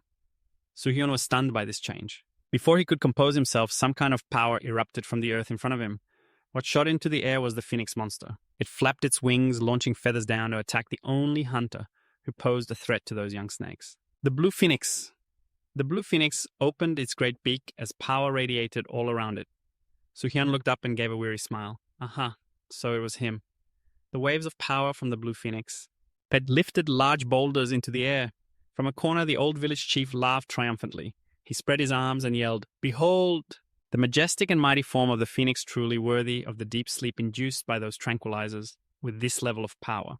The villagers will have to treat me like an outstanding hero. Once more, I will be the village chief who can command monsters." The blue phoenix, as if it understood his words, glared down threateningly, forcing the village chief to switch to a strained smile and explain, "That's right. I am the one who awakened you. From now on, you must treat me as your master." But before he could finish his sentence, the blue phoenix spat a stream of blue fire down at him and incinerated him. Before being completely obliterated, the village chief managed to question, "Why? This can't be happening." And just like that, he was burned to a crisp by the blue flames. Not even a speck was left. Soo-hyun braced himself against that power. He gritted his teeth, worried. This destructive energy, the village is in that direction. He stared in horror at the blue phoenix's flight path. Soo-hyun gritted his teeth and gave chase at full speed. He was incredibly fast. As he ran, he yelled, "I can't get a good leap." Soo-hyun jumped over obstacles. He used his leap skill, vaulting up in front of the blue phoenix. A glint of light flashed in Soo-hyun's eyes as he swung his sword in a single slash. But the monster dodged the attack. He realized with dismay that he couldn't even touch it right now. The blue phoenix, its eyes filled with malice, dove towards him. Soo-hyun was horrified, unable to dodge. It slammed him down hard with its talons and his body went into a free fall through the air. He coughed up a mouthful of fresh blood from the severe injury. His worried gaze turned toward the village. Damn it. They were just able to start their lives over. A coil of rope fell from Soo-hyun's clothes. He gritted his teeth, enduring the pain. Down below, two villagers were looking around. Is that outsider kid still on his hunt? Then they walked on, laughing and remarking, "He hasn't slept in days. He's amazing, ha ha ha. Must be the vigor of youth, huh?" Meanwhile, Soo-hyun was still in free fall. The two villagers were still joking. If I were that talented, I'd also be flying and jumping all over the place like him back when I was young. Monsters like that, Soo-hyun landed on a pillar. He gathered his momentum and leaped off forcefully. At that moment, the two villagers sensed something. They turned to look behind them and saw the blue phoenix diving down ferociously, his eyes wide open, as it looked down on them with contempt. The two men's expressions turned to shock and terror. Once it registered, they both started whimpering, their mouths trembling. Then a blood-curdling scream erupted, as if it would shatter the very air around them. The blue phoenix began gathering power in its beak. Suddenly, a knife tied to a rope shot out of the air. The rope wrapped around the blue phoenix's beak, binding it shut. Soo-hyun was leaping down his hands, controlling the rope in his grasp. If I can't reach something, then I just have to force myself to do it. The knife flew with force, wrapping the rope around the monster's entire body. He yelled, "I got you, you blue chicken. I'm going to borrow your power." With that, he used his transfiguration ability, which allows him to mimic the physical abilities of a specific target, depending on the degree of transformation. The extent to which the user can mimic the target may vary. A second later, the blue phoenix erupted with an immense surge of power. The scene changes to Soo-hyun's house. At this moment, a voice is heard. Well, there's nothing new. Soo-hyun is still the same. After the persecution of the Caesars ended, he said he wanted to travel, so he's gone off to the suburbs for a bit. Explain Sun-young the university entrance exam in South Korea. No, I'm not worried. It'll be fine. Right, that's it. He seems so much more mature lately. Sometimes I mistake him for a different person. She laughed cheerfully while on Soo-hyun's side he was still dealing with the blue phoenix. Its eyes flashed with anger. Soo-hyun gave a cold smirk and cursed under his breath. Damn it. Just as I thought, there's a limit to using the transformation skill. For a power growth type skill, its effectiveness must depend on the skill's level. The system screen appeared. Transformation level 1 mana. Rank 2. Can mimic the physical abilities of a specific target. The scope of the imitation depends on the transformation level. Target can be changed. Soo-hyun grumbled, my level is too low, so it has no effect on it. Immediately a hand reached down from the sky within a stream of power. Soo-hyun's body was enveloped by the blue power of the blue phoenix. He gritted his teeth, enduring the overwhelming pain. His hand struggled to reach for the sword, quickly succeeding in grasping the hilt as Soo-hyun's body transformed, becoming more terrifying. His eyes glowed brightly as if he were possessed. An immense power erupted, causing him agony. Damn, it's so hot. Soo-hyun tried to control himself. No, I can't die here. I still remember the mission the system gave me. Save the endangered village and survive. He picked up the necklace, muttering to himself, other than the fact that I have to protect it, this thing is useless. For a moment, his eyes returned to normal, even as his body felt like it was being incinerated. Come on, Soo-hyun. Kim Soo-hyun, you can still fight. After he steeled his resolve, a system notification appeared. Recovery item, treasure of the ghoul tribe, recovers all damage taken. Uses remaining 4 out of 5 times. After using the ability, Soo-hyun, in his tattered clothes, swung his sword and leapt down. Now go and die. That sword strike plunged into the blue phoenix's back. It seemed as if Soo-hyun had poured all his strength into this one attack. A shocking explosion erupted from within the village, sending dust and debris flying. Afterwards, the blue phoenix lay flattened in a crater on the ground. Beside it, Soo-hyun lay silent. Half his body was embedded in the ground, but his eyes were still open. A second later, they shut tight. Sometime later, faint calls echoed. Mister. Melly's face was horrified when she heard Soo-hyun scream. He had been brought back and his wounds bandaged. He looked as if he had just escaped a nightmare, his expression terrified. What is this? Everyone quickly gathered around. Mister, he's finally awake. Everyone looked relieved. Thank goodness. Are you feeling any better? A bewildered Soo-hyun asked, What happened? Melly, with tears welling in her eyes, cried out, I thought you were dead, mister. I even thought you'd been turned into bacon. Soo-hyun, flustered, exclaimed, I passed out. What exactly happened? My muscles ache. The others quickly advised him, all right, now just lie down. Thanks to you, it's all over. That beast is dead. There are no more problems. We've already butchered it, so now we don't have to worry about food for a while. It's all thanks to you. Everyone looked at him with gratitude. Soo-hyun just sat there dazedly, as if unable to focus. But I still can't believe it. Those flames were so huge, I thought for sure you were a goner. You have a few bruises from the fall, but all in all, there are no serious injuries. You're truly worthy of being called a hero. He's perfect from every angle. The villagers all gazed at him with sparkling eyes. Soo-hyun broke out in a sweat and answered curtly, I just got lucky.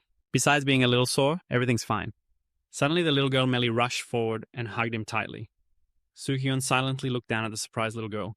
The system began to ring continuously with notifications. You have received 1,000 reputation points. You have completed the mission trial tower, 10th floor.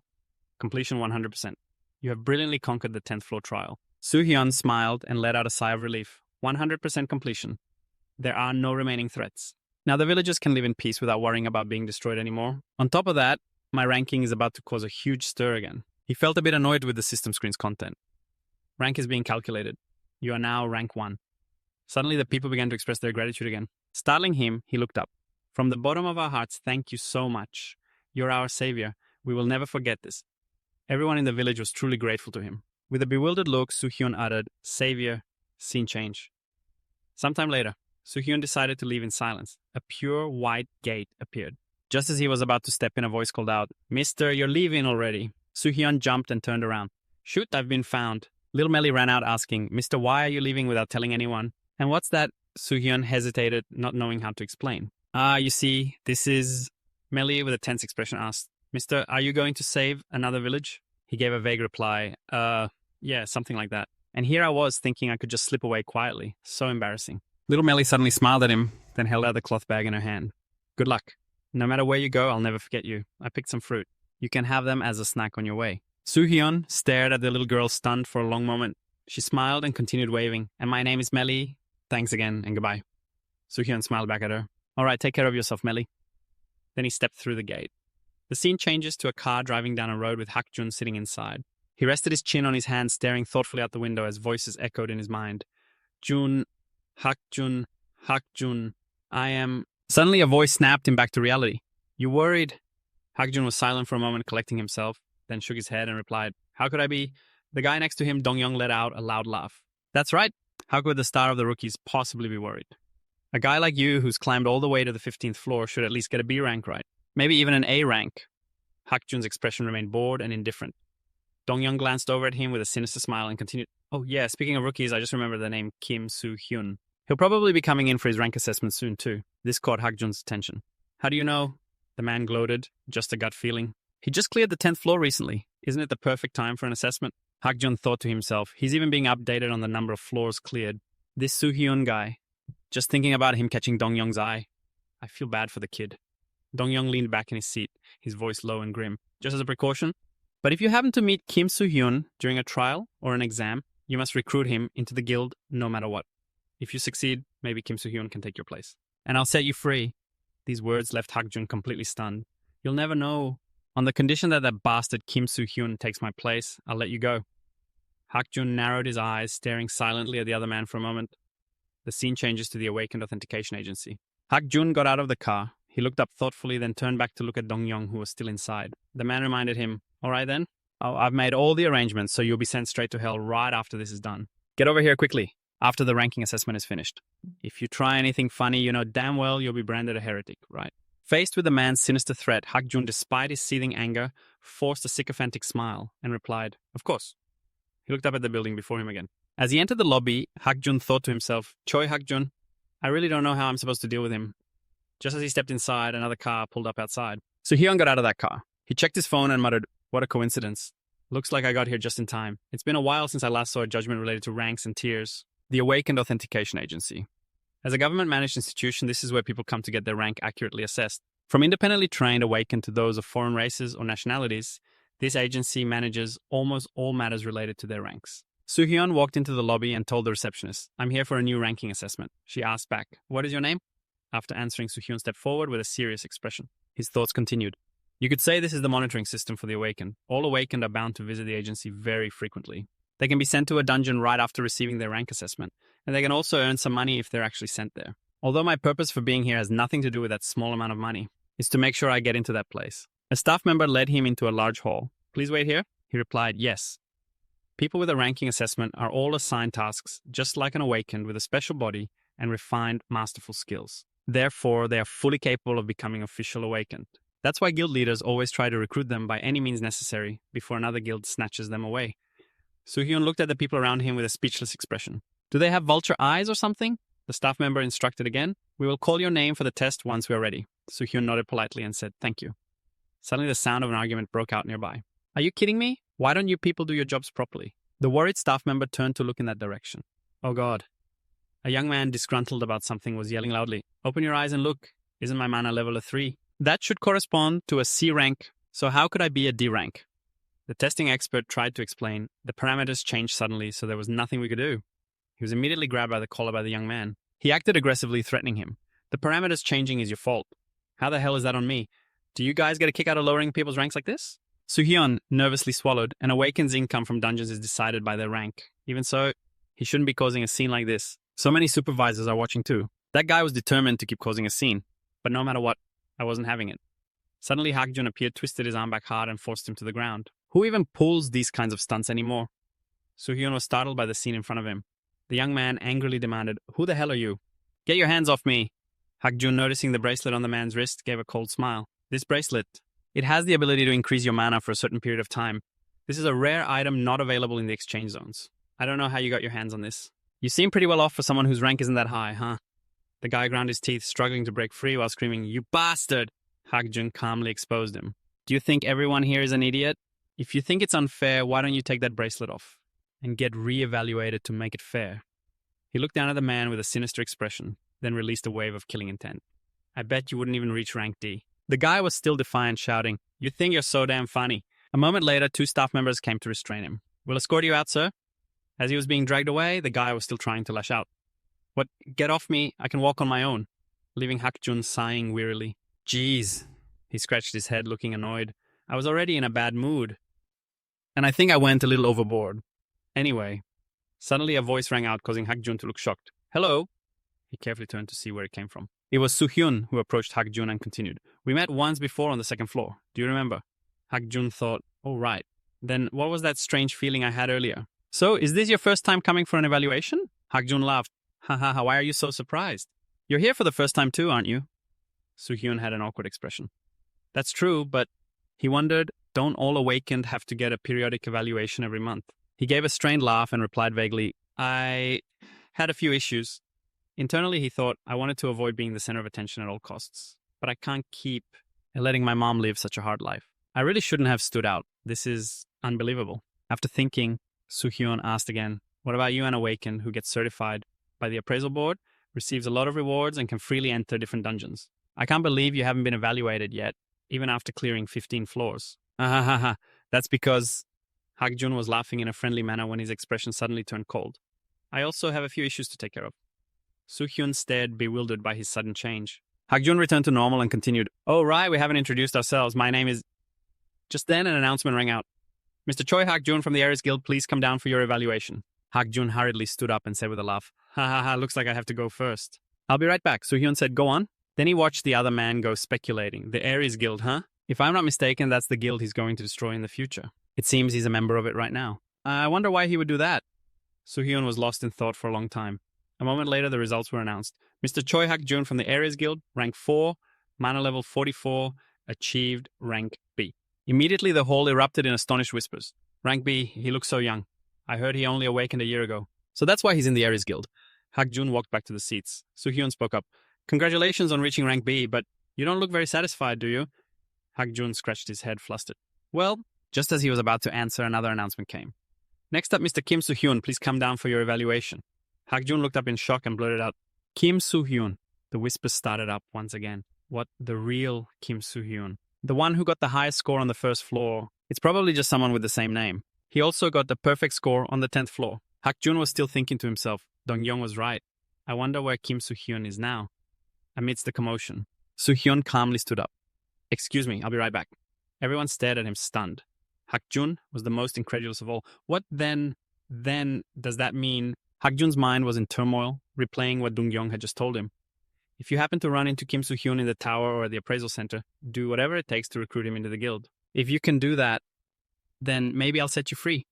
Hakjun looked like he was about to cry as he stared at Soo-hyun. Is he really Kim Soo-hyun?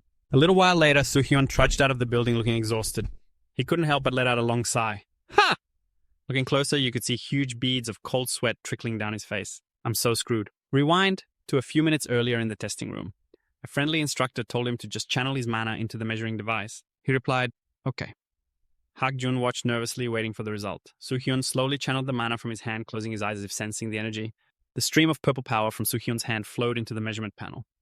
But suddenly, a second later, a torrent of reddish-purple power erupted, engulfing the entire hall. Hakjun was absolutely stunned by the overwhelming power pouring out. What is this mana flow? For a moment, the room fell silent.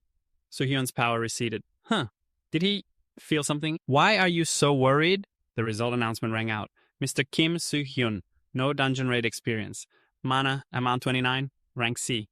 Hakjun shot up from his seat and yelled, no way, that's impossible. His expression was still tense. With a mana flow like that, he's only a rank C. It should have been at least rank A or higher. But the people around him were calmly chatting. It's just a coincidence, I guess. Yeah, that name's pretty common. Still, I was really hoping it was him. I've been losing sleep lately. Hakjun thought, it seems like no one else felt it. But I'm sure of it. It's there underneath.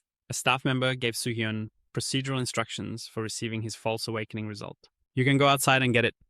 Hakjun was still staring intently at Soo-hyun, convinced that he really was the rumored Kim Soo-hyun. But then he started to doubt himself. Or maybe not. He got a headache and slumped down into his seat. I don't know anymore. Maybe I was mistaken. The measuring device did say he's a rank C after all. But that's right. Who could possibly control their mana output to fool a measuring device? Even if they were a genius, only the top-ranked awakeners in the world would be capable of something like that.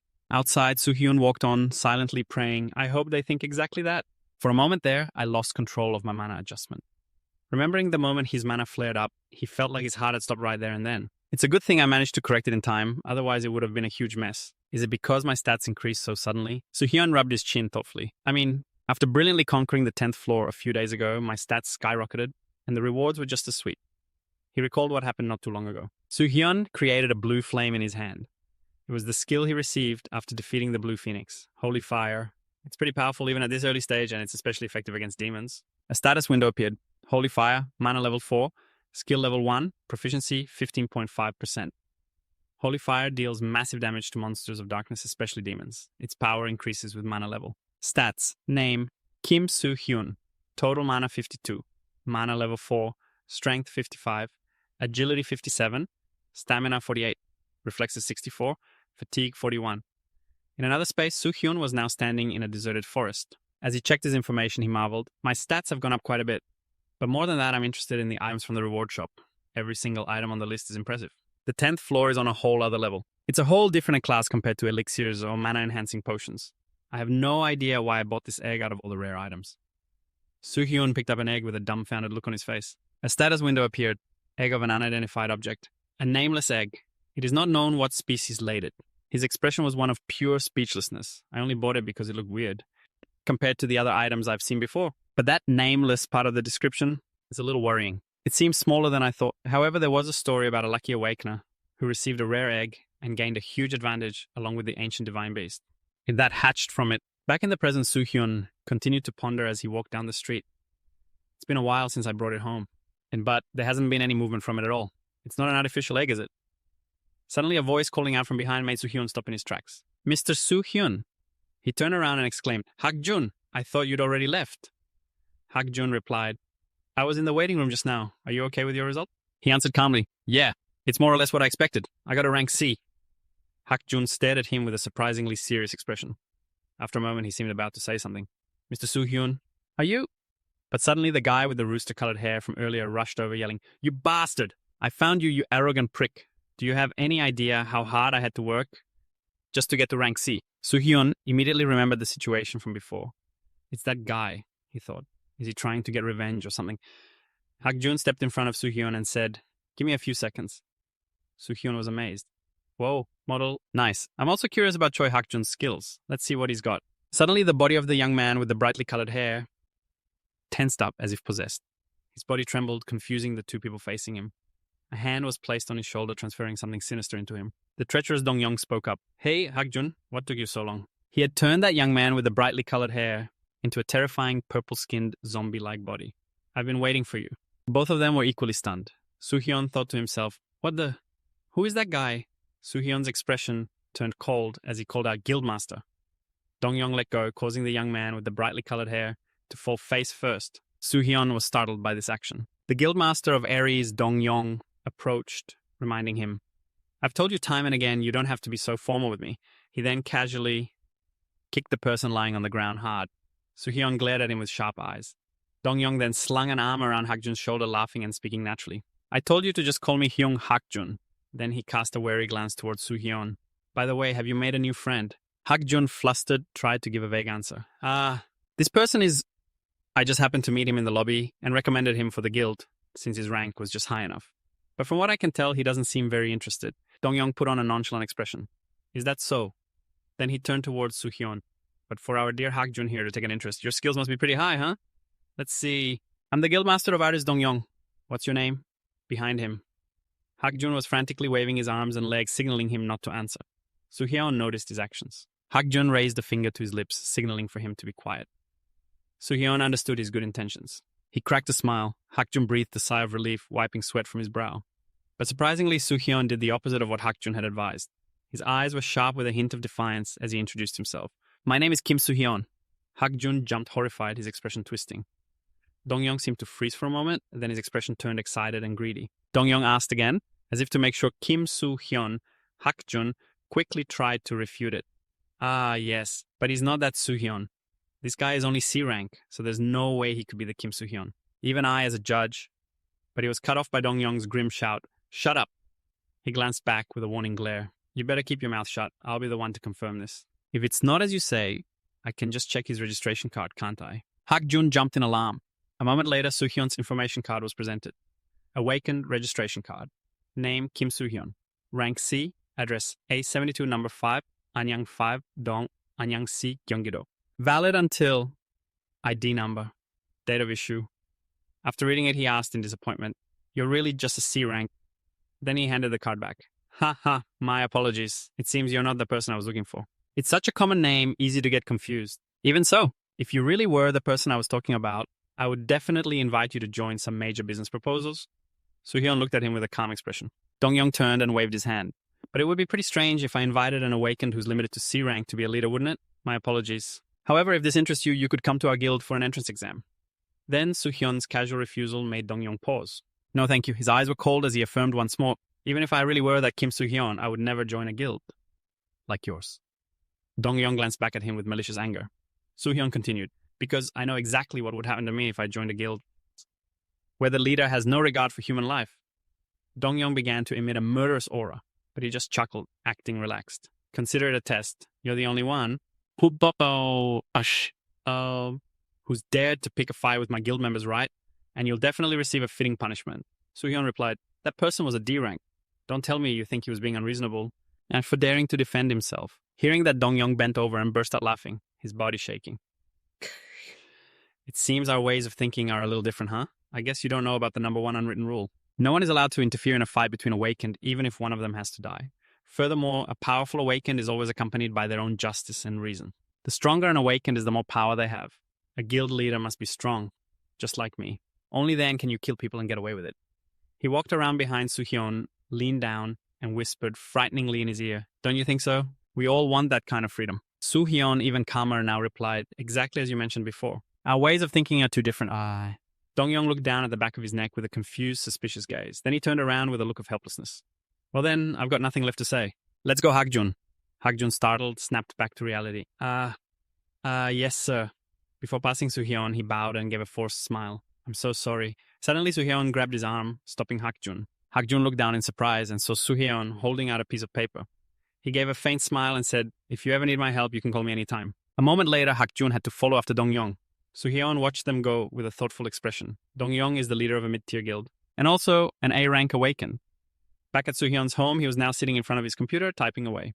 He was looking for information on Dong-yong. According to information about his former gang, he was a well-known martial artist before officially becoming an awakened. Immediately after, he went after all the companies related to his old group, and he officially formed his own gang. Of course, he used the same methods from his old gangster days, especially combining it with drug trafficking. And quickly, all the members and those who were dragged in became corrupted.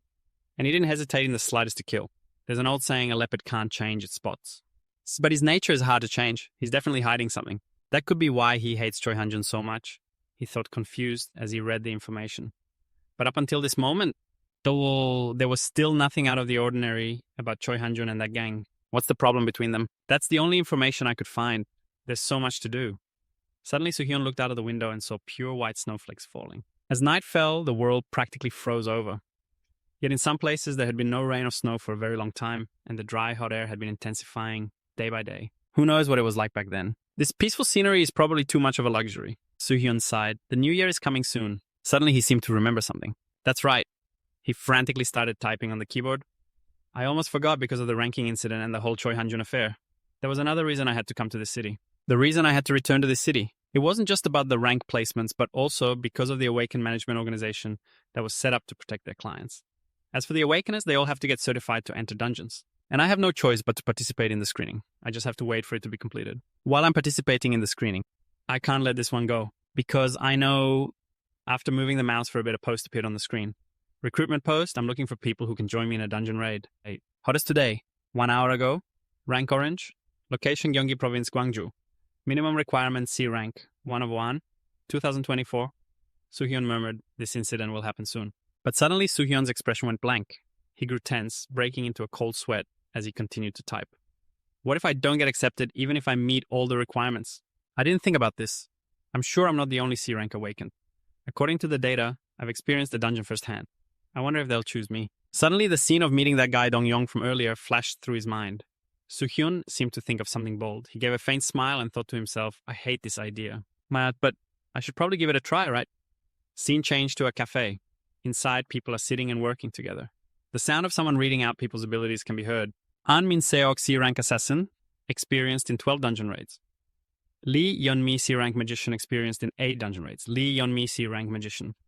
Experienced in 8 dungeon raids. Kim Yoon-ha C-rank healer, experienced in 5 dungeon raids. After finishing reading, Baejun spoke up. So is that enough to keep things safe? They're not outstanding, but they should have good teamwork. The person sitting across from him sighed. They're all just a bunch of rookies. Hey, that's too harsh. Hearing this, Baejun retorted irritably. I'm one of the raiders too, you know. Okay. Anyway, you'll be there, so the other members don't matter. So wipe that scowl off your face. B rank awakened.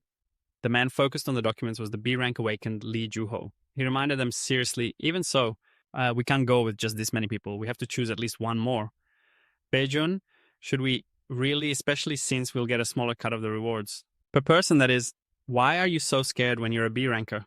Juho replied, safety is the most important thing you know. The death rate in dungeons has been increasing lately. I've even stopped climbing the tower because I value my life. So getting extra rewards means nothing if I die inside a dungeon. It's just an orange dungeon. Why are you so worried? Suddenly, Baejun's phone chimed with a notification. Fine, do whatever you want. I can't do anything but follow your orders, party leader. Juho continued to ponder. Isn't there anyone useful? Suddenly, Baejun exclaimed, hey, Juho, just now, luckily, a new application was sent in. This person is... On the phone screen was a message. Awakened Kim Soo-hyun has applied for the Gwangju dungeon raid. A gasp of surprise was heard. It says here, Kim Soo-hyun. The simplest way to distinguish a dungeon's difficulty is by its color. The system is based on the colors of the rainbow. Closer the color is to purple, the higher the difficulty. An orange dungeon is the second lowest difficulty level. It can be easily cleared by a raid party of several C-rank awakeners. However, this particular orange dungeon was a bit different. 2024, January 1st, Gyeonggi-do, Gwangju, Soo-hyun had appeared in this dungeon. Juho stood at the front and reached out his hand. Soo-hyun, welcome. We were waiting for you. Soo-hyun shook his hand and said, it seems I'm the last one to arrive. It's fine, said Juho. The others just got here not long ago. Let me introduce myself. I'm the leader of this raid party, Lee Juho. Then he turned to introduce the other teammates. Everyone, this is Kim Soo-hyun. Hearing that, a teammate gasped in amazement. Kim Soo-hyun. A young man in a yellow shirt rushed over to Soo-hyun with an admiring gaze. Are you really the Kim Soo-hyun? The one who ranked first in the Tower of Trials? Startled Soo-hyun took a step back. Juho quickly clarified. That's not him, Min-seok. They just have the same name.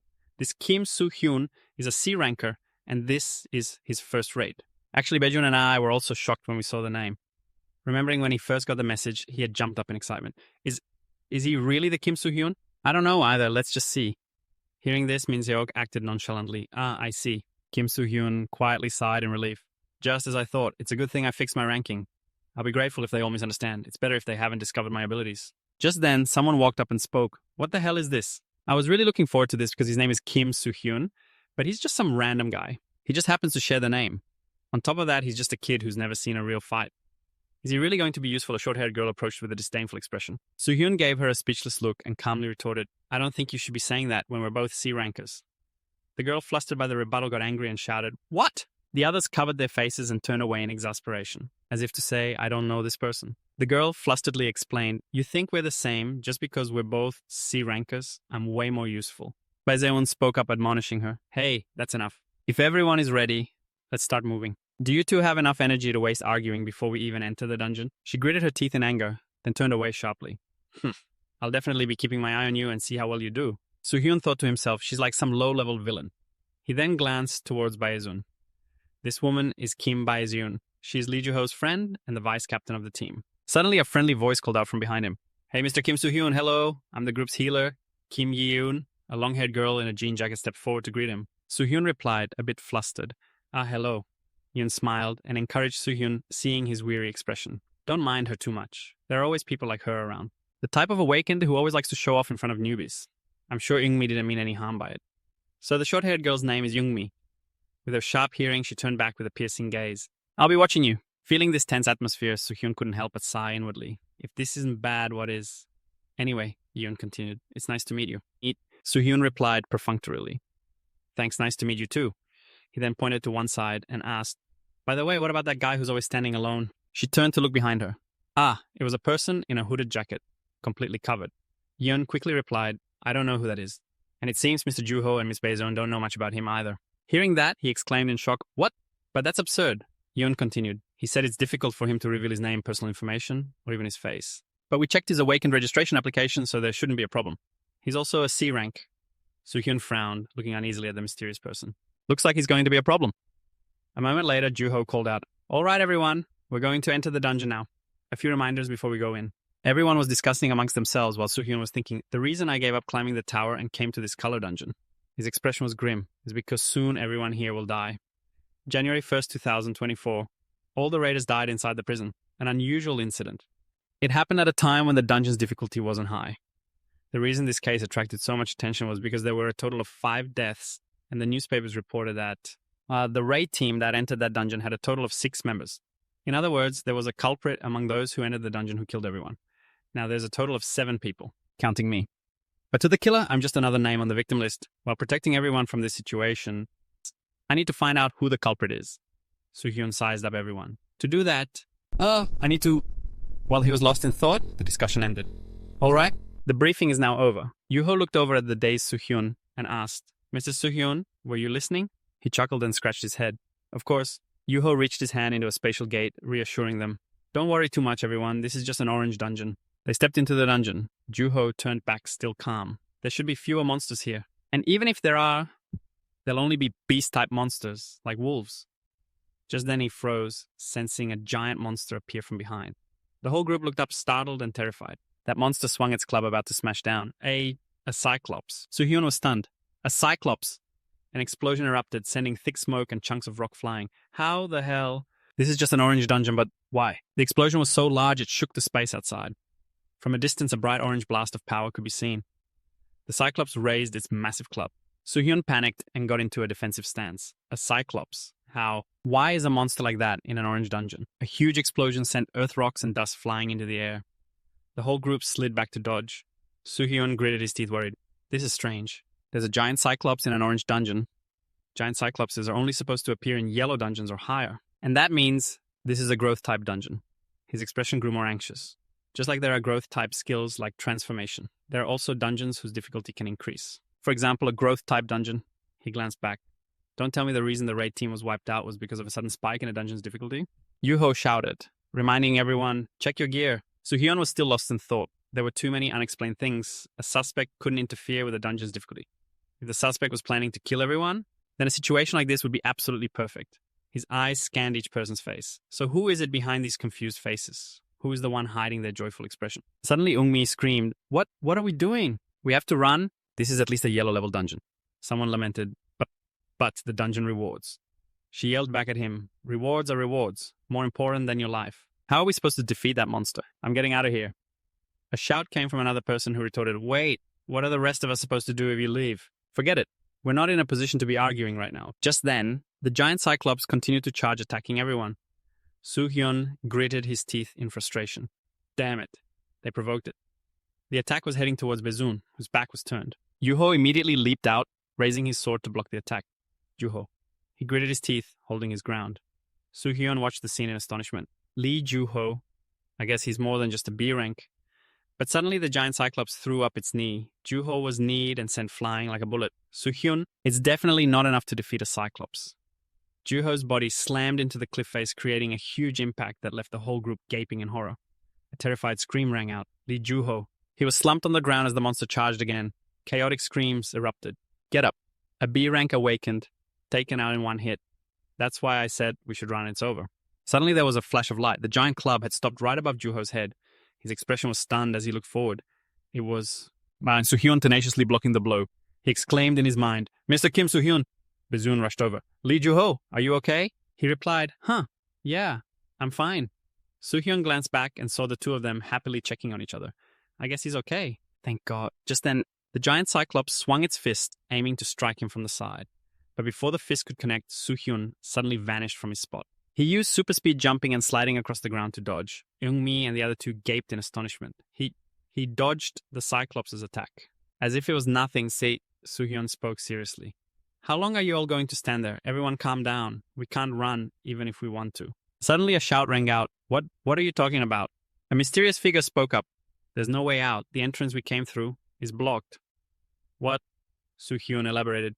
Starting from yellow difficulty, entrances and exits appear in random locations after entry. Once you're in, you can't get out until you find the exit. Joo-ho got up and walked over, confirming. He's right. I'm not sure why this dungeon changed difficulty, but suddenly a huge tremor shook the dungeon. The group looked up in fear. An earthquake. What is it? Soo-hyun frowned, gravely observing his surroundings. Suddenly, Countless monsters started crawling down from above. Looks like we'll have to fight our way out. Leave the Cyclops to me. Soo-hyun leaped away. Yoo-ho turned in a panic. Huh! Wait! Soo-hyun, let me fight it with you. From behind, another shout rang out. Captain, there are too many monsters over here. Joo-ho gritted his teeth. Damn it! The horde of monsters charged, a terrifying sight. Everyone focus.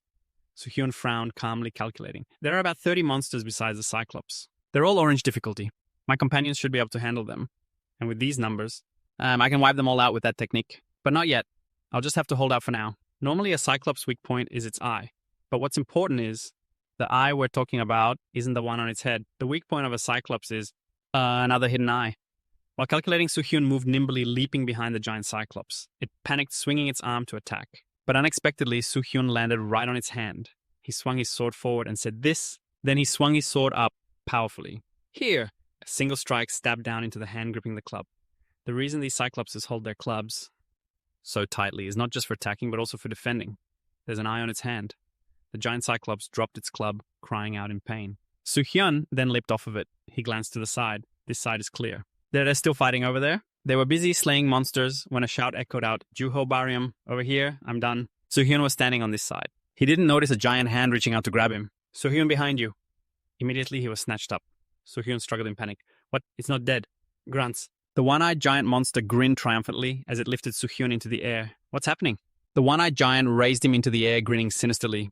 It's not the eye on the hand holding the weapon, but the one on the opposite hand. The eye on its other hand, it began to glow, staring intently at him. Soo-hyun's expression turned grim. The one-eyed giant used both hands to crush him in its grasp. Yoo-ho cried out in shock. "Mr. Soo-hyun!" Min Seok looked over in horror. What? Soo-hyun's hurt. Yoonbi quickly turned around. "Huh, that little punk." Yoon thought in confusion. "Soo-hyun? Is he dead?" Yoonbi immediately turned and ran, shouting, "I told you so. This place is hopeless." Suddenly, Bazoon stared blankly in that direction. "Wait, look."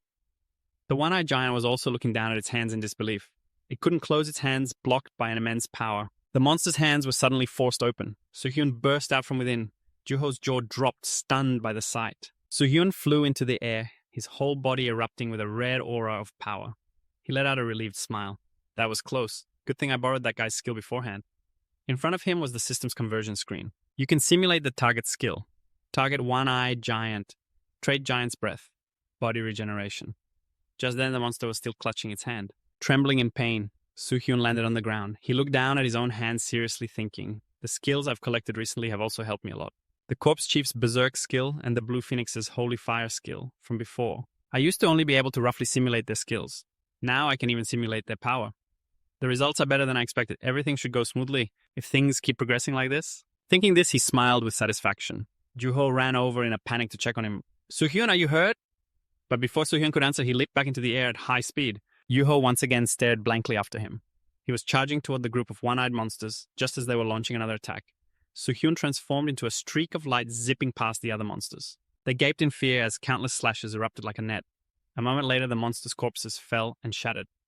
Soo-hyun quickly landed on the ground. "Over here!" The one-eyed giant was frantically smashing everything nearby. Soo-hyun swung his sword, attacking it from behind. "I'm up here." It hurriedly turned around, but he was already moving constantly, not letting it catch him. Yoo-ho watched his mouth, hanging open, marveling, this speed and technique? Is this really the level of a C rank? While he was in shock, a monster suddenly charged at him from behind. Joo-ho quickly snapped out of it and dealt with it. "No, I need to handle things over here. There's no time to worry about anything else." "That's right. I have something important to do." He then called out, "Barium, you attack the front. Don't forget to have Min Seok and Yoon cover the rear." Bazoon quickly complied. You heard him right. "Cover my back."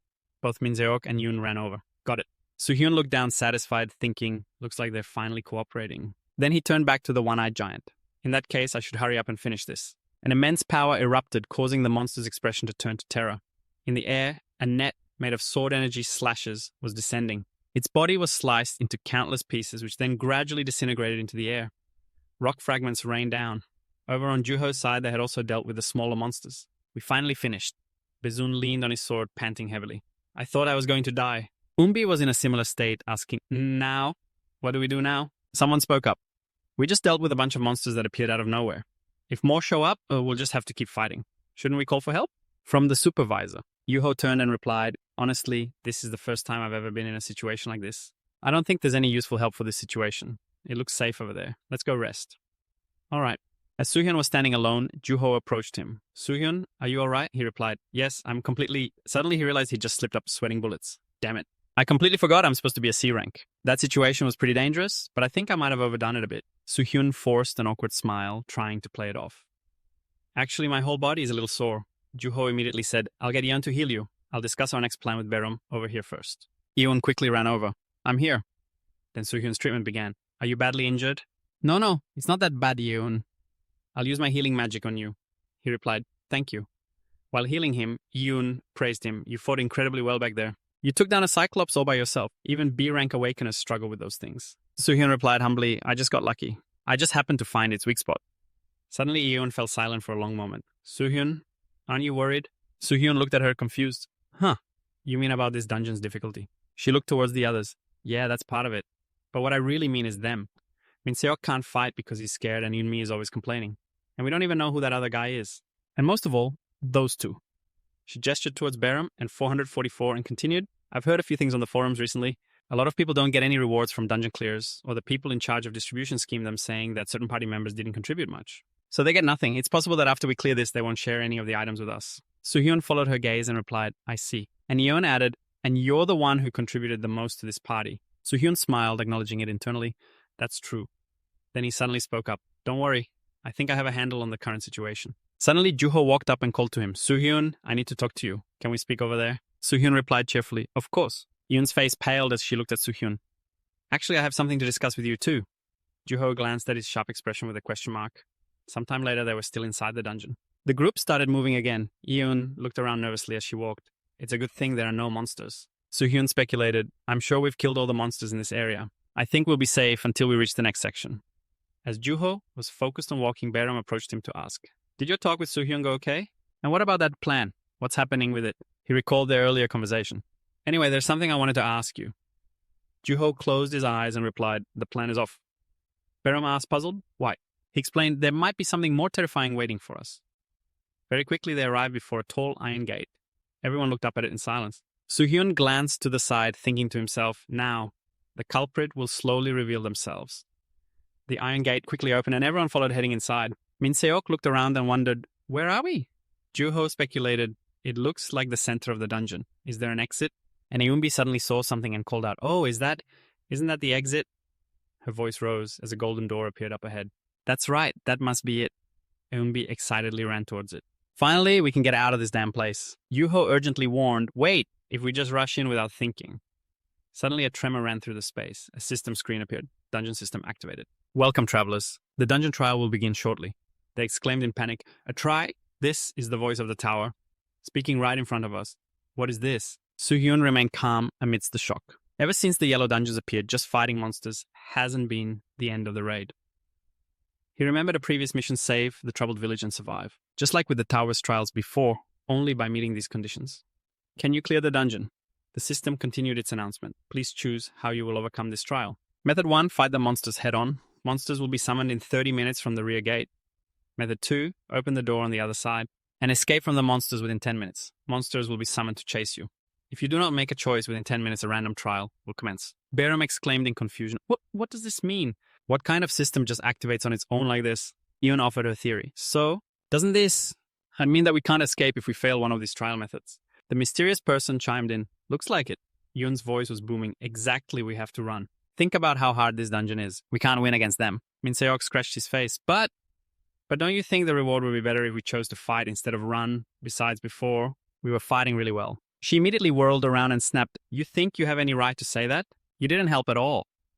Seok lost his patience and yelled back, What are you talking about? You're the one who wouldn't shut up about running away. Bezun got between them. Stop it. Stop arguing. Now is not the time for this. Over here, Juho was still stroking his chin, lost in thought. Then he looked behind him. Mr. Soohyun was staring right back at him. He gave a calm smile, his eyes glinting thoughtfully. Bezun panicked, turned and asked, What are you going to do? Li Juho, there are only 10 minutes until the trial. Juho replied, Good.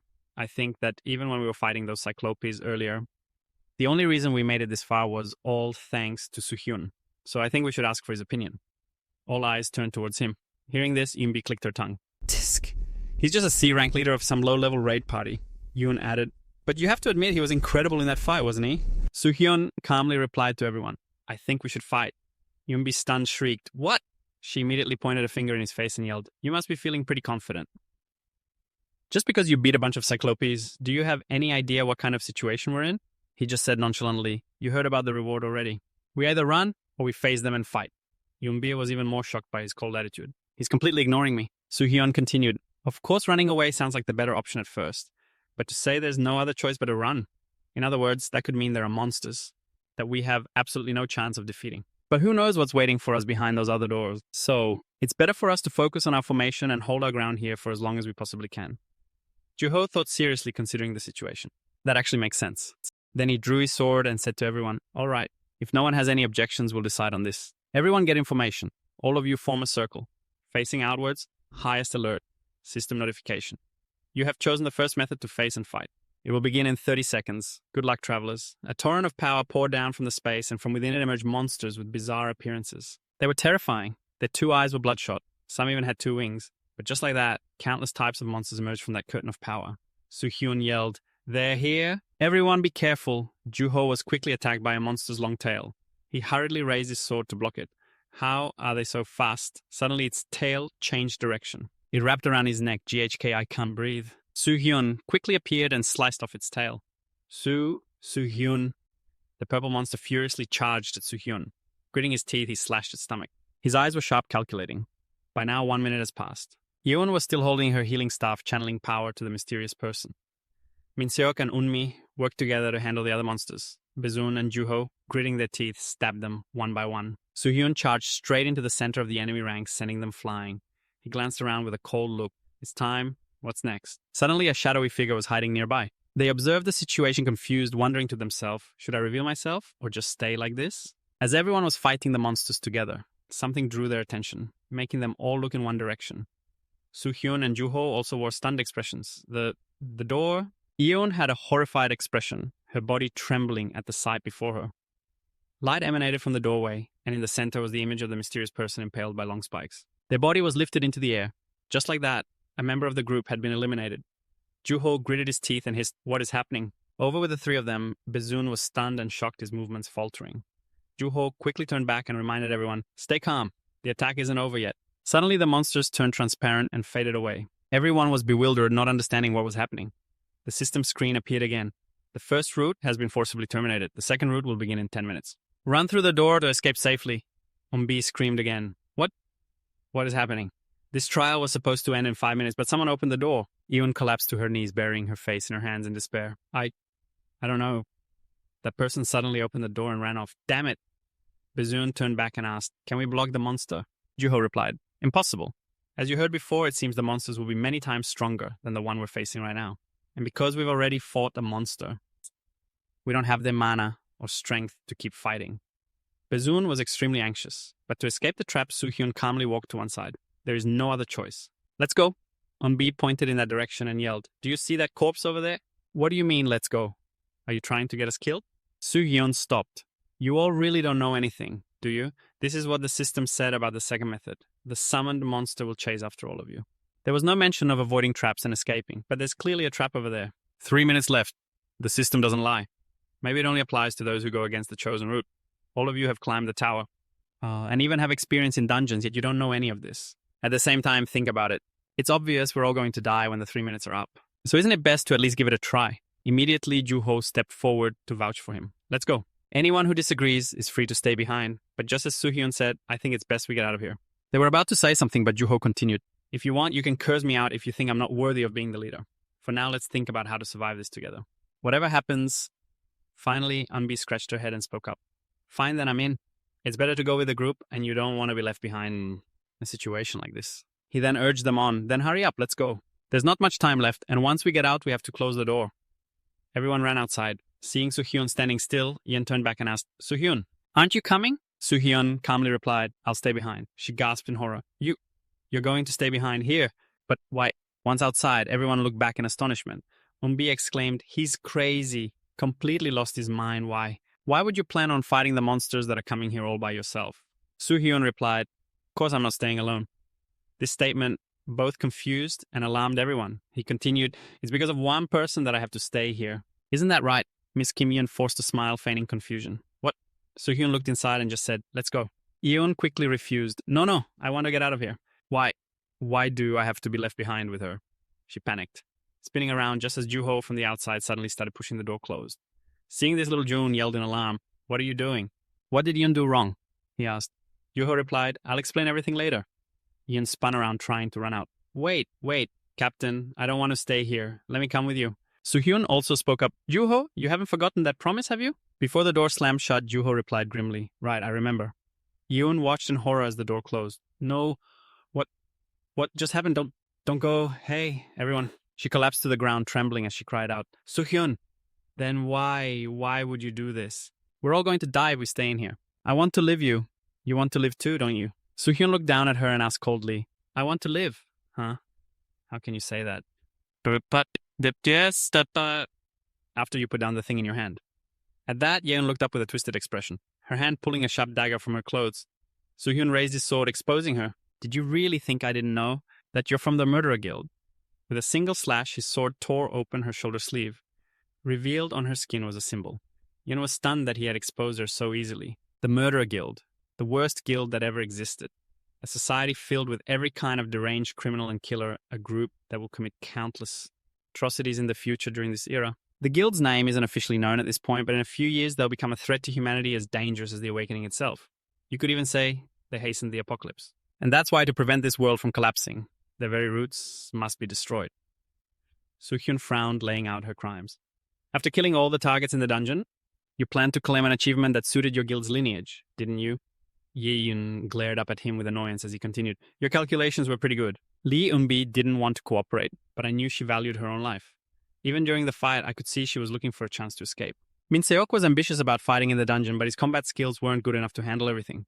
And as for the mysterious man, anyone would find him suspicious. Because he showed up with his identity concealed, you took advantage of it. And you chose him as the first sacrifice. Then you started spreading rumors about Lee Ju-ho and Kim Ba-rom, so that if something went wrong, it would be incredibly easy to shift the blame to them. But of course, thanks to all that, I was able to figure you out. After listening for a moment, Yeon burst out laughing, her body shaking. Ha, I had a feeling ever since you beat that Cyclops, she said, standing up and tossing her dagger aside. You're really something else, aren't you? Don't tell me you're actually a high ranker. Kim Soo-hyun, well, it doesn't really matter anymore because you're going to die soon. When the horde of monsters kills you, I'll just open the door and escape. Because I have the invisibility skill. Skill invisibility. The user becomes invisible to the naked eye. All sounds produced by the user are silenced. She gloated, recounting her actions. The whole healer thing was a lie. From the beginning, my skills were geared towards assassination. I was the one who opened the door when none of you were paying attention. It was all thanks to my skill. Just then, the system displayed a message. The second phase of the trial will now begin. With utmost confidence, that witch Eun activated her invisibility. Well then, good luck. Soo-hyun calmly replied to her, I wouldn't be so sure if I were you. Can that skill of yours also hide the scent of fresh blood coming from you? Yeah, and flinched, staring at the blood on her hand. Since when did this? Horrified, she glanced over at the horde of monsters now swarming toward her, her eyes wide with despair. A choked scream caught in her throat, ah, before a spray of fresh blood erupted from her neck. Soo-hyun turned to the horde with a cold gaze. Now, it's just you bastards left. He stood alone, perfectly calm, as he faced the monsters of all sizes. They charged, rushing to attack him. Soo-hyun drew his sword, unleashing a flurry of energy slashes as he yelled, sorry, but yeah, you won't be taking a single step further. A flying lizard monster lunged its jaws wide open to tear him apart. Sword in hand, Soo-hyun zipped past it, leaving a sharp arc of sword energy in his wake. He quickly brought his other hand up, reinforcing the energy of the slash, swinging it straight up into the lizard monster. He landed swiftly as the monster's corpse crashed to the ground behind him. Soo-hyun thought grimly, just as expected. They keep pouring in with no end in sight. Oh, Soo-hyun suddenly smirked. But this is even better. It buys me the time I needed to prepare for this. With that thought, Soo-hyun extended his hand forward, taunting them. Come on, get over here. You annoying brutes. I'll finish all of you in one attack. A stream of blue energy materialized in his hand. Meanwhile, outside the chamber, the others were running, urging each other on. Run now. It was Juho's group. Min-seok urged, don't stop or the monsters will get us. Yoonbi snapped back. I know, you idiot. Trailing behind, Baejun wondered as he ran. Did Eun really kill him with just a few cheap tricks? How did you know? Juho kept his focus on running, answering, after a moment, I just got the information before anyone else, that's all. Recalling his earlier conversation with Soo-hyun. So is this everything you wanted to say? Juho turned around and asked Soo-hyun, are you really a C-rank awakened, Soo-hyun? Why are you asking that? He explained, actually, Barium and I talked about it a little. Strong enough to finish off the one-eyed giant all by yourself, We were wondering if you were the Kim Soo-hyun from the rumors. Soo-hyun's expression became priceless, realizing he'd been so obvious when he thought he was being discreet. Joo-ho continued, if you really are that Kim Soo-hyun, or would you be willing to accept the position of raid team leader? I think you're more suited for that position than anyone else handling dangerous situations and organizing our activities. So please answer me, Soo-hyun. Are you really just a C rank? Soo-hyun was silent for a moment, thinking as if making a decision. Then he answered, no, that's all I can tell you for now. You guessed right. I am Kim Soo-hyun, he calmly stated. Joo-ho then wondered, just as I thought, were you hiding your identity for a different reason? He explained, I did it for my own reasons, but I'm telling you the truth because I believe you're someone I can trust. He smiled much to Joo-ho's surprise. What? Soo-hyun continued, I'm sorry, but I have to refuse that offer. You'll still have to be the raid team leader. After seeing how hard you tried to make me the leader, I'm even more sure of my stance. You have the composure of a leader in chaotic times, and you're always willing to sacrifice yourself for the team. You are a true leader. You deserve that position far more than I do. Soo-hyun praised him sincerely. So I hope you'll accept my offer. Hearing this, Joo-ho was confused. Your offer? Soo-hyun began to explain. If you recall, I mentioned before that I had something to discuss with you. The thing is, there's actually a murderer on this raid team. Hearing this, Joo-ho was completely stunned, breaking out in a cold sweat. A murderer? What do you mean? I can tell you the details, but you have to promise me something first. Promise me you'll get everyone out of here besides me. He asked uneasily, everyone? Except you. What are you going to do? Soo-hyun replied, I'm staying here. The reason I came was to catch that criminal. Back to the present. Yoo-ho thought to himself as he ran, the number one rookie who came out of nowhere, Kim Soo-hyun, because he's so skilled and famous, he can definitely afford to stay behind and buy us some time. For all of us. But even if he's doing it for the mission, can he really handle that endless horde of monsters? Damn it, I have to stop thinking about this. No matter how much I worry, it won't do any good. A guy like me would only get in his way right now. He gritted his teeth, feeling completely helpless. However, an image of Soo-hyun's confident face flashed in his mind. Joo-ho suddenly slowed down, deciding to turn back as he yelled out, I won't do it. It doesn't matter what I think. I can't just leave Soo-hyun behind alone. And just like that, he decided to run back inside. Soo-hyun, I'm sorry, Bizun called out in a panic. Hey, Lee Joo-ho, where are you going, Lee Joo-ho? Yoo-ho ran resolutely toward that light. I guess I can't keep my promise to get everyone out of here. I'm coming. Joo-ho ran to the door, slamming into it and yelling, Soo-hyun! Suddenly, a wave of power erupted from it, making his jaw drop. An immensely powerful surge of blue fire flooded outwards. Inside, the corpses of monsters lay flattened on the ground. What is this? Suddenly, a winged monster dove from the sky, about to attack Joo-ho. At the same time, a system window appeared. Holy fire. Holy fire will incinerate the wicked. Inflicts a fatal wound on enemies with a dark attribute. Holy fire. That surge of power was radiating from Soo-hyun's hand. He dashed forward, and the monster was immediately consumed by the blue flame. Yoo-ho had almost been caught in that flame himself. Seeing this, he cried out in alarm, Joo-ho! Soo-hyun hurriedly turned to see what was behind him, then gritted his teeth and used the skill again, as another wave of monsters charged at them. A slash of aura mixed with blue flames flew through the air, blocking them. Joo-ho was once again left speechless in astonishment. Soo-hyun landed on the ground, standing gallantly in the middle of the mighty fire. All around them were the burning corpses of monsters. Joo-ho hurriedly ran in, calling out, Soo-hyun! Soo-hyun gravely questioned him, Lee Joo-ho, why did you come back here? I told you to leave immediately. Yoo-ho lowered his head. I'm sorry. I couldn't just run away alone and leave you in a place this dangerous. Soo-hyun turned back to him with a smile. He knew exactly what kind of person Joo-ho was. Yoo-ho spoke up again. Then what about Kim Yeon? Soo-hyun replied. She's been taken care of. In fact, these monsters dealt with her rather cleanly. Joo-ho suddenly grew flustered and scratched his head. I rushed all the way back here? Ish, but it was only after you'd already taken care of all these monsters. So, I was no help at all. Soo-hyun turned to look back and said with a smile, No, you'll still be a huge help, because this is the real beginning. In the air, another much more powerful magic circle appeared. The spatial gate grew larger and larger, and then a skeletal hand reached out from it. A skeletal monster with two glowing eyes appeared bearing its teeth. Joo-ho was once again dumbstruck, but Soo-hyun calmly said, So the final boss has finally decided to show itself. The monster looked incredibly powerful. It held a staff that radiated a sinister energy. Its eyes glowed as it opened its mouth and aimed at the two of them. Looking at the strange figure that had just made such a dramatic entrance, Soo-hyun spoke with a weary voice. The final boss had appeared. The strange figure was a skeleton, but it was draped in a cloak that concealed it from head to toe, revealing only its deep purple eyes. They were glowing brightly along with a gem on its forehead. For a moment, Joo-ho was so stunned he couldn't speak. He had never seen this character before. He quickly turned to Soo-hyun and asked, What the hell is that? Soo-hyun just repeated his earlier words. Like I said, the final boss of the dungeon. Joo-ho couldn't believe his eyes and asked again, You're saying that skeleton monster is the final boss? Hearing this, the creature felt deeply insulted. It furrowed its brow as if it couldn't believe someone would dare to look down on it like that. A skeleton monster, how harsh. Hearing it speak, Joo-ho was even more shocked. That skeleton... It's talking. Soo-hyun, standing beside him, was speechless at his overly dramatic reaction. The creature suggested, I would be much happier if you called me by my real name. Instead of skeleton or something else. Juho, still dazed, asked, Your real name? The creature nodded with a deep voice. That's right. He introduced himself, the Priest of Darkness Lich. He even revealed that it was the name of an NG. It's hiding its true form. It's still very immature right now. Juho was confused. Immature.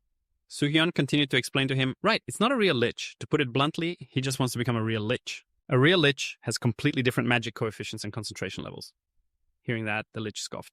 How childish. Do you think I would fall for such a pathetic provocation? Not immature. Soo-hyun didn't hold back, directly attacking him. Underdeveloped, a failure, a poser, a no-talent try-hard, a fake lich. Juho's jaw dropped. In an instant, the lich's confidence completely deflated from the scolding. Powerless against Soo-hyun's insults, its voice trembled with rage. You arrogant bastard! I will tear you to pieces and feed you to the monsters.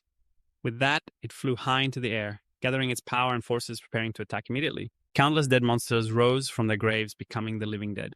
Seeing this, Juho was terrified. He trembled and stammered, unable to form a sentence. The dead are... Meanwhile, Soo-hyun was still busy, carefully calculating. Even though he's immature, could he become a real lich? It seems he has enough power to summon the dead. Very quickly, the corpses stood up straight, facing them like true living creatures. They looked like inhuman, blood-thirsty beings. But there was one other thing he was sure of. The reason the dungeon became a yellow type was definitely because of him. But at that moment, the lich raised its staff, acting a step ahead of him. Juho frantically swung his sword, trying to scare off the zombies, while non-stop complaining. Why did you have to provoke him?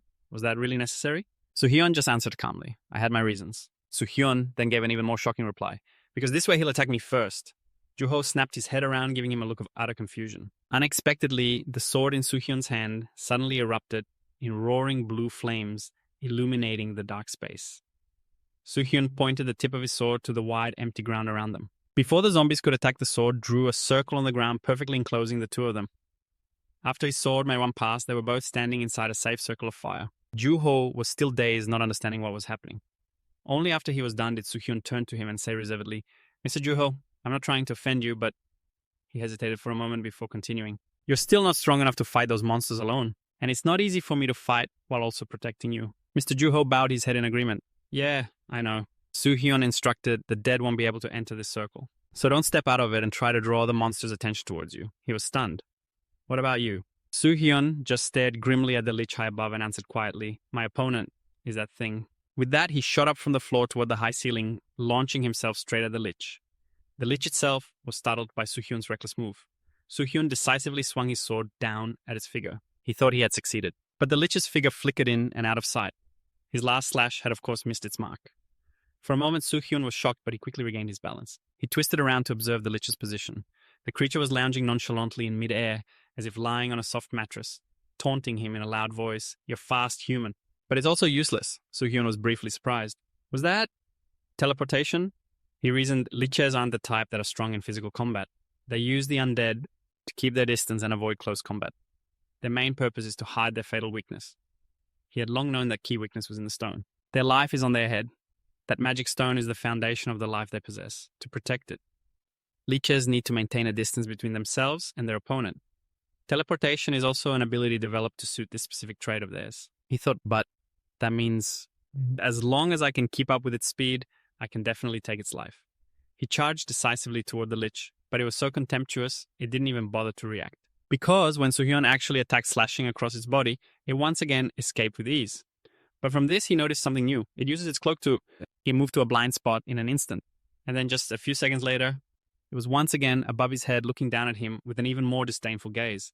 This time, it didn't just dodge, but counterattacked. Fortunately, he managed to block it in time with a sword in his hand. This was also an opportunity for him to use another one of his abilities. Instantly, holy fire engulfed the entire space between him and the lich. This time, he still stood there underestimating him. The holy fire truly did send him flying. Not only that, but it also created a terrifying explosion. By the time Soo-hyun came to his senses, he wondered if that had been enough to take its life. Just when he thought he had succeeded, a laugh that echoed throughout the space shattered his sense of relief. Soo-hyun strained his eyes to look down. He was still alive, grinning after the attack. He even had the gall to challenge the flame. That was scary. This certainly could have dealt me a fatal wound, but even so, he laughed arrogantly. What's the use when it can't even touch me? He was indeed still safe and sound. Not a single bit of damage had reached his body. Soo-hyun stared at him tensely, his mind racing through every possibility. I thought I'd hit him for sure. But perhaps this is my limit when fighting an enemy in midair. Unable to think of a counter-strategy for the moment, he decided to buy some time with a few words. Watching you think while dangling in the air like that. It's quite amusing. The Lich chimed in, you must think you're doing well. But first, look at your sword. The sword in his hand, the only thing keeping him suspended in the air, was now being aggressively corroded by the Lich's dark magic. He said with satisfaction, my dark aura infects everything it touches, gradually eating away at its life force. I'd say that in about 5 minutes, you'll lose the only weapon you have. However, Soo-hyun remained very calm in the face of this. He stated flatly, that's not going to happen. Right after the sword was immediately pulled from the wall. Soo-hyun plummeted down from the ceiling shouting, because before those 5 minutes are up, I will end this battle. And then a thunderous explosion shook the entire dungeon. Smoke, dust, and rubble mixed together, spreading through the space. Juho stood inside the circle, watching the battle grow more and more intense. And yet there was nothing he could do. He was a nervous wreck, his teeth grinding together audibly. He couldn't help but shout. Juho was going through a severe internal struggle. I didn't come back here just to be protected like this. He wanted to help Soo-hyun, but his abilities wouldn't allow it. But if I step forward, I'll definitely get in Soo-hyun's way. The monsters below couldn't attack Juho, so they just stood there dazed like soulless corpses. They weren't attacking him. He tried to think it through carefully. A B-rank awakened like me will surely die without his support. His legs trembled with indecision. Torn between two agonizing choices, his feet finally shot forward. He decided to step out of that circle of safety. Even so, if I just stand by and do nothing, it goes against my very nature. He frantically slashed through the protective fire barrier Soo-hyun had created, his strength greater than any of his previous attacks. His frenzied slash struck the monsters standing close to the safe circle. Their fresh blood sprayed like rain. Juho relentlessly dealt with one monster after another without stopping. In fact, his face showed only determination, his eyes burning with an overwhelming fighting spirit. Soo-hyun was stunned to see Juho fighting the monsters head-on. Didn't I tell him not to engage with the monsters? Why did he pick up his sword and start fighting again? He was still bewildered. Lee Juho. He's fighting outside the Forbidden Circle. But then he quickly realized the advantage Juho had. He's using the Forbidden Circle as an advantage to defeat the surrounding monsters. Soo-hyun thought seriously. Come to think of it, his energy has been getting stronger. Compared to our first days in the dungeon, he guessed, has he unlocked some kind of special power in here? At this thought, Soo-hyun suddenly felt a little more at ease. All right then, time for a change of plans. As soon as he made his decision, he abandoned his direct confrontation with the Lich and swooped down toward Juho, to the Lich's surprise. He was taken aback but then laughed loudly. Well, now I didn't expect you to flee to your death like that, because there were still many monsters heading for Juho.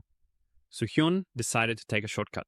He dived down, making several slashes with his sword to form a net. He neatly took care of every monster big and small until he finally landed in front of Juho. Only then did he reply to the Lich's earlier taunt. Flee, don't use such degrading words for us. Soo-hyun turned his head and declared, we're just officially starting this game now. Juho's trembling, hesitant voice called out softly, Soo-hyun. He took a step closer to Soo-hyun and asked with concern, why did you come this way? Soo-hyun replied, Mr. Juho, he explained, I'm sorry for what I said before. You were never useless, Mr. Juho, he continued. You helped me defeat that monster, and now... Soo-hyun hesitated for a few seconds, then spoke frankly to him. With you, Juho, I want to defeat that rotten maggot. Hearing this, Juho was so stunned his jaw dropped. But the Lich just found it amusing. He let out a loud laugh, his voice dripping with contempt. What a waste of energy. How pathetic. Do you two really think you can defeat me for the most ridiculous reason in the world? There were two of them, but Soo-hyun ignored the Lich's meaningless words. He leaned in and whispered the plan into Juho's ear. After hearing it, Juho seemed hesitant. Is that really possible? It wasn't that he didn't trust Soo-hyun's abilities. He just felt the Lich was too powerful. Still, Soo-hyun was very confident. Also, of course, that's all we need. Even though he himself didn't have much hope of winning, based on Soo-hyun's plan, Juho still placed his faith in him. I'm not entirely sure, but I believe there must be a special reason for you to be so decisive. Right after that, he got into a battle-ready stance. All right then, let's give it our all and put him in the ground. As for the Lich, he was still arrogant, underestimating them as he rushed forward for a direct confrontation. You fools, let me teach you what it feels like to be on the brink of death. And with that, he summoned dozens of monsters, large and small, that charged thunderously towards them, like bloodthirsty demons. The two of them took the opportunity to rush forward, each with a sword, a pincer attack to teach him a lesson. Soo-hyun took the center, plunging his sword into the floor. The monsters were instantly sent flying, some torn into pieces. Meanwhile, Juho seized the chance to attack the Lich. He was still reveling in his own superiority, and only noticed at the last second that Juho was charging at him with his sword full of fighting spirit. He roared in anger, You wretched fools trying to pincer me. You're definitely weaker and slower than those rotten maggots. But Juho paid no mind to his words. He had only one goal in his mind, the Lich's head, and so he charged forward without any hesitation. Down below, Soo-hyun had also activated his energy, imbuing his sword with fire and ice. He spread his legs, widening his stance as much as possible to prepare for the first major strike. He even pulled his arm back more than 90 degrees to build up power. When Joo-ho was just a few short meters away, the time was right. He swung his sword, unleashing all the fire and ice on his blade. It was a pincer attack, yet the Lich just laughed boisterously, even welcoming it. A double team, clever of you?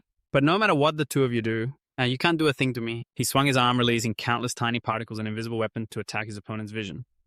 Because of this, Joo-ho had to attack with his eyes closed, but the sword in his hand was an equally formidable weapon. It spiraled like a spring, forming a blade storm. He aimed the sword straight at the Lich, its heaven-piercing aura now focused on his target. With the blade storm combined with the fire and ice, this attack would be anything but gentle. The combination created a whirlwind of terrifying force that shot towards the ceiling. As for the Lich, he kept backing away, genuinely shocked by its destructive power. A combination skill. The attack was both fast and powerful. Of course, he couldn't escape his fate. The space was suddenly filled with his horrific scream. Soo-hyun took this chance to dash straight forward. Over here, Joo-ho was somersaulting down from the air, but the fall seemed to be completely under his control. Soo-hyun screeched to a halt at the perfect spot, as if waiting for him to land in the right place. And sure enough, when he landed, Soo-hyun's sword was there to serve as a foothold. He landed smoothly without any obstacles or injuries. Then Soo-hyun swung his sword like a lever, launching Joo-ho back up towards the dazed Lich. This time, the Lich realized what was happening and countered. You won't fool me. A second time, the Lich activated his magic, aiming his attack right at Joo-ho, but luckily he managed to block it this time. He cackled. I'll finish you right here.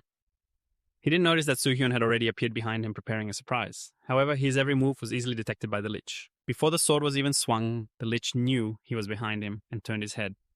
But Soo-hyun still didn't want to waste this attack. It's over. The sword swung right in front of his face, and he still hadn't moved. But the surprising thing was, at Papa, his sword suddenly shattered. It broke right at the spot where he'd previously stabbed it into the wall containing the Lich's power.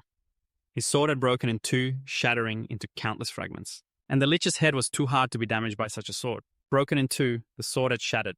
In utter disbelief, the Lich watched it break his eyes, lighting up as if he'd struck gold, feeling like he'd just escaped death. At this thought, he couldn't help but let out a huge laugh. How shameful. It seems you've forgotten that your weapon was corrupted by my dark magic. Soo-hyun was still frozen in his attack stance. The Lich confidently questioned him. So what are you going to do now? What's your plan when you have no weapon in your hands? But Soo-hyun just smiled back at him. Who said we only have one sword? The reason he was so confident was because Joo-ho was still behind the Lich, coordinating with him, silently swinging his sword towards the Lich without making a single sound. It wasn't until it was too late that the Lich realized just how foolish he had been. But by then, Joo-ho poured all his strength into finishing him off with his remaining sword. This time, his speed was on another level. He shot past him in a flash. He struck while the creature was still stunned and defenseless. To its own disbelief, it was sliced in two, its mouth still hanging open in shock. Even the life jewel on its forehead was split in half, marking the end of its short existence. As it lost the jewel, it let out a hopeless, agonizing scream. And then a moment later, as Soo-hyun and Joo-ho landed, a loud explosion erupted from the other side, sending rock and debris flying everywhere. It looked like he was finally done for. Now Soo-hyun finally spoke. When I first said I'd fight with Joo-ho, you bastard, you must have thought I was using him as bait. That's why you only focused on my movements and paid no attention to Joo-ho, he said decisively. I'm sure you thought you'd won the moment my sword broke. And it was true. When his incredibly durable sword shattered, it gave the creature a false sense of confidence, making it completely drop its guard. But from the moment I decided we'd fight you together, I was counting on you to ignore him after that first strike. The creature wasn't completely dead yet. It was still clinging to its last breath. This isn't the end, it rasped. Lying on the ground, it struggled to force out the words, it's not over. As its body slowly faded away, it tried to leave one last threat. When darkness swallows the sun, our king will be reborn, and you brats will have to face him. Then it vanished completely, leaving only Soo-hyun and Joo-ho standing in the desolate ruins. Joo-ho couldn't believe his eyes. Is it really over? Yeah, it is, Soo-hyun replied. And yet deep down he felt an indescribable sense of unease. It's over? But why do that bastard's final words make me feel so uneasy? The two of them stood there watching where its shadow had vanished into the darkness. The same question on both their minds. Our king. After leaving the dungeon, Soo-hyun and Joo-ho found themselves in an ironic situation, hiding in the bushes, camouflaged like plants. Well, we finally made it out of the dungeon. But what are we supposed to do now? The two of them grumbled, hiding in the bushes as they watched a frantic-looking Bezoon call the rescue team. Since Bezoon had made such a scene, a newspaper caught wind of the story and sent a reporter to interview her. What happened to your colleague? Bezoon put on a sorrowful expression and started to cry. I was really hoping he'd make it back safely, but at this she broke down completely. I think he might be dead. Hearing this, Joo-ho could only manage a wry smile. He explained to Soo-hyun, looks like Bae-sun was the one who called the rescue team. This is going to be a problem. As Soo-hyun's expression began to darken, Joo-ho suddenly asked, you can't let yourself be seen here, can you? Caught off guard by the question, Soo-hyun just stared blankly, lost for words. He elaborated on his reasoning. After all, you're the Kim Soo-hyun from the top ranks. Soo-hyun averted his gaze, pulling the camouflage leaves from his head as he answered hesitantly, well, I'm sure I'll be found out eventually. But for now, I'd rather not get tangled up in that mess. Upon hearing that, Joo-ho stood up decisively. All right then, I'll go out there by myself. Soo-hyun, startled, blurted out in disbelief, by yourself into that whole mess. Yoo-ho nodded. Yeah, I'm pretty good at handling little things like this. It seemed like he was going to take care of everything. But then, at the last second he changed his tune. But on one condition. Joo-ho pulled a large pouch from his pocket. That share of the reward you gave me before, I want you to take it all back, Soo-hyun. Stunned Soo-hyun immediately asked, all of it. He stressed, these E-stones. They're worth millions of won right now. Joo-ho. But he explained, it's really hard for a B-ranker to earn this kind of money. But Soo-hyun still hesitated, insisting B-rankers still make plenty of money. My annual income can be over $1 million. Even so, Joo-ho was resolute about not accepting the stones. Regardless, I don't want to take this. There's no reason for me to take it. Soo-hyun was still completely bewildered. Why would you say that? Soo-hyun reminded him, it was thanks to your help that we beat the Lich Joo-ho. But Joo-ho argued that his own contribution was minuscule compared to what Soo-hyun had done. What I did was nothing. He paused for a moment before continuing. Besides, that Lich. If you'd been serious back there, you probably could have killed it all by yourself. I know you were just creating an opportunity for me to get stronger. Soo-hyun was just taken aback. Inwardly, however, he sighed. Damn, so he saw right through me. Please just take it, Joo-ho insisted earnestly. And while I'm creating a diversion, you head straight for the back road. I'll call a taxi to pick you up on the main road, he said, turning to make a call. I know someone who can help. Hello, Young-hoon. It's me, Joo-ho. In that moment, he surprised Soo-hyun for a second time. The sun had already set, and twilight was fast approaching. Time had passed so quickly while they were in the dungeon. Sure enough, a taxi was waiting on the main road to pick Soo-hyun up, and he got in without any trouble to head back. Sitting in the taxi, Joo-ho had called Soo-hyun, couldn't help but marvel to himself. I can't believe a taxi would come this deep into the mountains. Lee Joo-ho is more well-connected than I thought. His conversation with the driver was pretty cheerful. Are you Joo-ho's younger brother? No. The brief conversation came to an end. Soo-hyun quietly turned to look at the crimson sunset outside the window. Well, at least I caught the villain just as I'd hoped, he thought. But in the end, I couldn't save everyone, he realized. And I only managed to save the rest with Joo-ho's help. It would have been really hard if I'd had to fight alone back then. He came to a realization, his resolve hardening. That's right. I'm still not strong enough. I need to get much stronger. There was a reason he had only thought this way now. I used to think I was so strong just because I was the only one who survived, while everyone else died. But after everything that's happened recently, he also saw the harsh reality. That's still not enough to change the future. I need to become stronger than I was before. He thought about the people he had worked with in the past. After that, I'll gather the people I trust to join me. He clicked his tongue. Of course, I need to take care of myself first. This was because the system was notifying him that he was in a state of exhaustion. The driver beside him couldn't help but smack his lips. A young man like you so worn out already. He looked out the window again, his mind racing with calculations. So to get money for the hospital bills, should I start by unloading some of my items? I need to change my clothes too. Sometime later, in a luxurious, well-equipped office, Kyung-jong was staring intently at the phone in his hand. Then suddenly the sound of hurried footsteps came from outside. His assistant entered and called out softly, making the man turn his head. Director, he asked irritably, what is it? The assistant didn't dare delay and answered immediately. Someone is here wanting to sell ether stones. The man asked again, why? He glanced at the tablet the assistant handed him for a few seconds, then immediately complained, a C rank. What the hell? Can't you guys handle this yourselves? The assistant trembled as he stammered. The thing is, he hesitated before finishing the sentence because the information was so shocking. The amount of ether stones he brought exceeds 500 grams. And as expected upon hearing this, the man's jaw dropped and he yelled, what? Meanwhile, after returning, Soo-hyun had gone to a gem appraisal shop. He wanted to sell those ether stones for some quick cash and was now inside their VIP waiting room. Kyung-jong's attitude had completely changed. After hearing the information from his assistant, oh my dear customer, thank you for waiting so patiently, he said, greeting Soo-hyun warmly, shaking his hand as if he'd struck gold. It's a pleasure to meet you. I am Lee Kyung-jong, the general manager of the Etherstone auction house. As soon as he sat down, he brought up the ether stones. I heard you've brought a large quantity of ether stones. Is that correct? Soo-hyun nodded, then took out a large pouch and placed it on the table. Yes, here. Kyung-jong put on his equipment and began examining each stone personally, verifying all the ether stones Soo-hyun had brought. His excitement was palpable. After finishing his inspection, even he was astonished. They're all real. The size of these stones, they're almost exclusively found in gold-ranked dungeons and they're extremely rare. He was even a bit suspicious. Just to be sure, did you acquire these stones legally? Soo-hyun seemed to understand what he was implying. What are you trying to say? He asked in a cold voice. Seeing Soo-hyun's displeased expression, Kyung-jong gave a slight laugh, trying to ease the tension. I don't mean anything by it, he explained. It's just...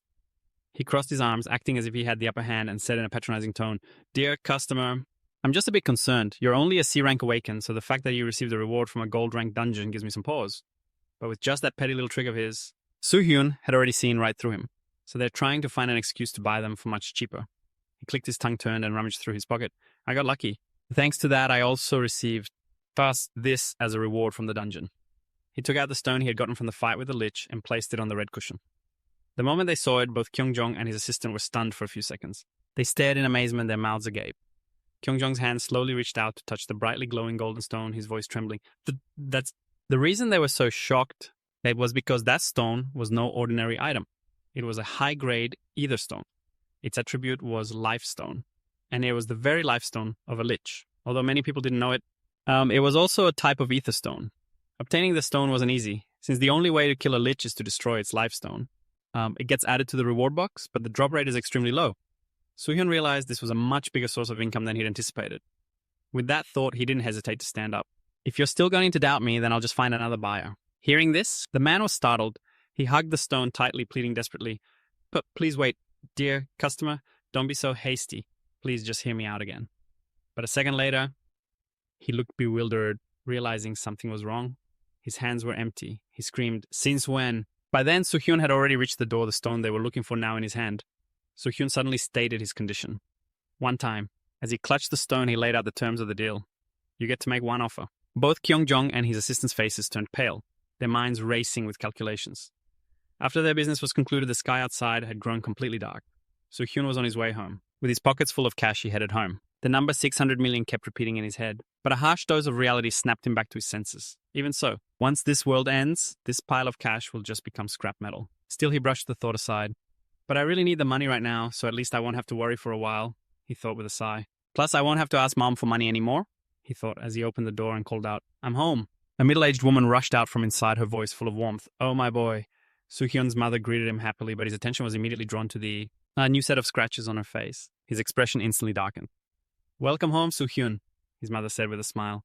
You should have told me you were coming home early. Dinner isn't ready yet. Did you have fun with your friends? He thought Mom looked so thin. Softly he asked, Mom, where'd you get that scar? Hearing him, she instinctively reached up to touch the scar on her face. With a ladle in one hand, she smiled it away. Oh, it's nothing. Don't you worry about it. You know that restaurant I work at, right? She recalled the scene tables and chairs in disarray, beer bottles all over the floor.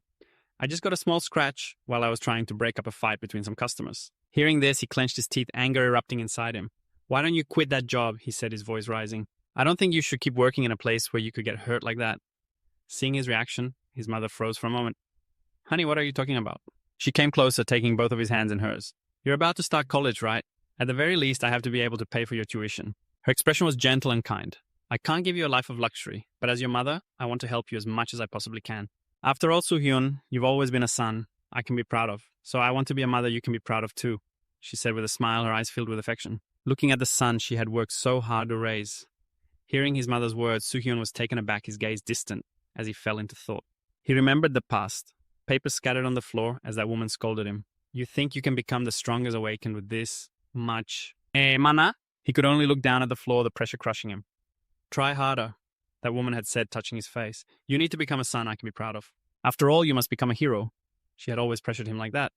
A voice pulled him back to the present. Hyun, Soo-hyun, his mother called out, worried. Soo-hyun, are you okay? He seemed to awaken from the past, his eyes hesitating for a moment before hardening with resolve. Mom, he began as she held his hands. There's something I need to tell you. The two of them were now sitting at the dining table. Each held a cup of warm water. His mother touched hers. I'm an awakened. She looked at him for confirmation. You mean, like those people you see on TV? Soo-hyun clasped his hands on the table. Yeah, I can make money doing it, and they have a really good reputation. So I've decided to become an awakened instead of going to college. He poured his heart out. I'm sorry, I should have told you sooner. I never meant to hide it from you. I've wanted to tell you for so long, but... She interrupted him gently. Soo-hyun, her gaze was soft as she smiled. Is this what you really want to do? Not because of the money or the fame, but deep down in your heart, is this something you truly want? He was taken aback by the unexpected question. He thought back to the horrifying scenes from his previous life. Yes, he said honestly. I really truly want to do this. She sighed. Okay then, I understand. He clasped his hands together, looking like a kid who'd misbehaved and was waiting to be scolded. You're not mad at me. He continued, I thought you'd be furious that I hid this from you for an entire year. And this line of work is so dangerous. I figured you'd be worried and angry. Soo-hyun's mother admitted, I'm worried about you, it's true. She remembered opening his door and seeing him sleeping peacefully. But you kept this a secret for a whole year. He told me I wouldn't be able to convince you to stop. Getting angry with you wouldn't have worked. I don't want to interfere too much in your life. I want to watch you choose your own path and find happiness. Seeing him sleep so peacefully had made her happy too. However, everything I've done so far, she continued, just promise you'll tell me if anything makes you sad or if anyone gives you a hard time. Understood. Soo-hyun nodded. Yeah, thanks, Mom. She gave her son a brilliant smile. He reached into his pants pocket, preparing to pull something out. Anyway, I've started making money as an awakened recently, and I think it's time you quit your job. His mother was curious. Oh, she took the phone he held out to her. So how much did you make? Her eyes bulged as she stared at the screen. She let out a shriek that sounded like it could shake the entire apartment building. 600 million won. She shot up from her seat, her eyes glued to the display. Oh my god, how did our son get so rich so fast? Do awakened normally earn this much money? He said a little exasperated. Mom, don't you think you're getting a little carried away? I thought you were worried about me, Mom. She explained that of course a mother worries. But who in this world doesn't like money? She tossed the phone back to him. I'm going to prepare a magnificent dinner. Just give me a moment, okay, Soo-hyun? She then bustled about getting ready. Is there anything in particular you'd like to eat? He let out a laugh and a sigh. I've dreamt of this moment for so long. This warm atmosphere, it's something I've never had before. And just like that, mother and son worked together to prepare the meal. At the table, they ate together, laughing and talking happily. At times, that warmth felt so comforting that I even considered giving up and starting a new life in this peaceful existence. But I'm not the real Kim Soo-hyun, the one who's supposed to be here. This warmth belongs to the real Kim Soo-hyun, not me. Even though he was smiling, he felt incredibly lonely. But I wasn't too sad about it, because I've been given another chance to protect the peace of this world. Memories of a happy childhood surrounded by loved ones flashed through his mind. As he ate, he made a vow to Kim Soo-hyun, if you ever return to this body, I want you to stand confidently before everyone. I want you to always protect this precious mother of yours. Soo-hyun watched his mother as she kept putting food onto his plate. He smiled and whispered, so I will make you a hero. After the meal, Soo-hyun opened the door, went into his room, and closed it. I need to get stronger than I am now. I won't be able to do anything if a single lich can cause me this much trouble. He opened the blue bag. I guess I should climb the tower again. To do that, though, he held a broken sword in his hand. I need a weapon. Not some piece of junk borrowed from the government, but a proper weapon of my own. He let out a sigh. It's been a long time since I've heard that grumpy voice. A man was using a hammer forging iron into a sword. His entire workshop was filled with them. There were weapons arranged neatly and others piled in large barrels. He lifted the sword, looking a bit tired, and let out a heavy breath as he gazed at the weapon he had just forged. He is the master weaponsmith, Kim Dae-ho. Outside, there was a knock on the door. Anyone there? But Dae-ho ignored it and continued his work. However, the person outside didn't give up. Hello? Is anyone home? Enraged, Dae-ho threw the door open. What brat dares to disturb me? If no one answers, you should assume no one is here and get lost. Despite being yelled at, Soo-hyun remained perfectly calm. It's a pleasure to meet you, sir. The old man stared at the kid in front of him. Who the hell are you? But Soo-hyun simply offered a bright smile as his greeting. An image of the sword appears. It looks very ordinary, but it is the sword Banmong.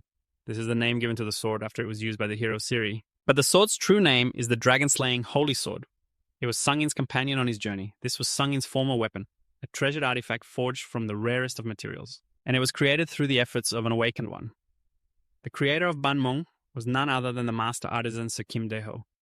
That ordinary-looking sword now shines brilliantly under the sky. In the past, Sung-in opened the door having walked through the pouring rain.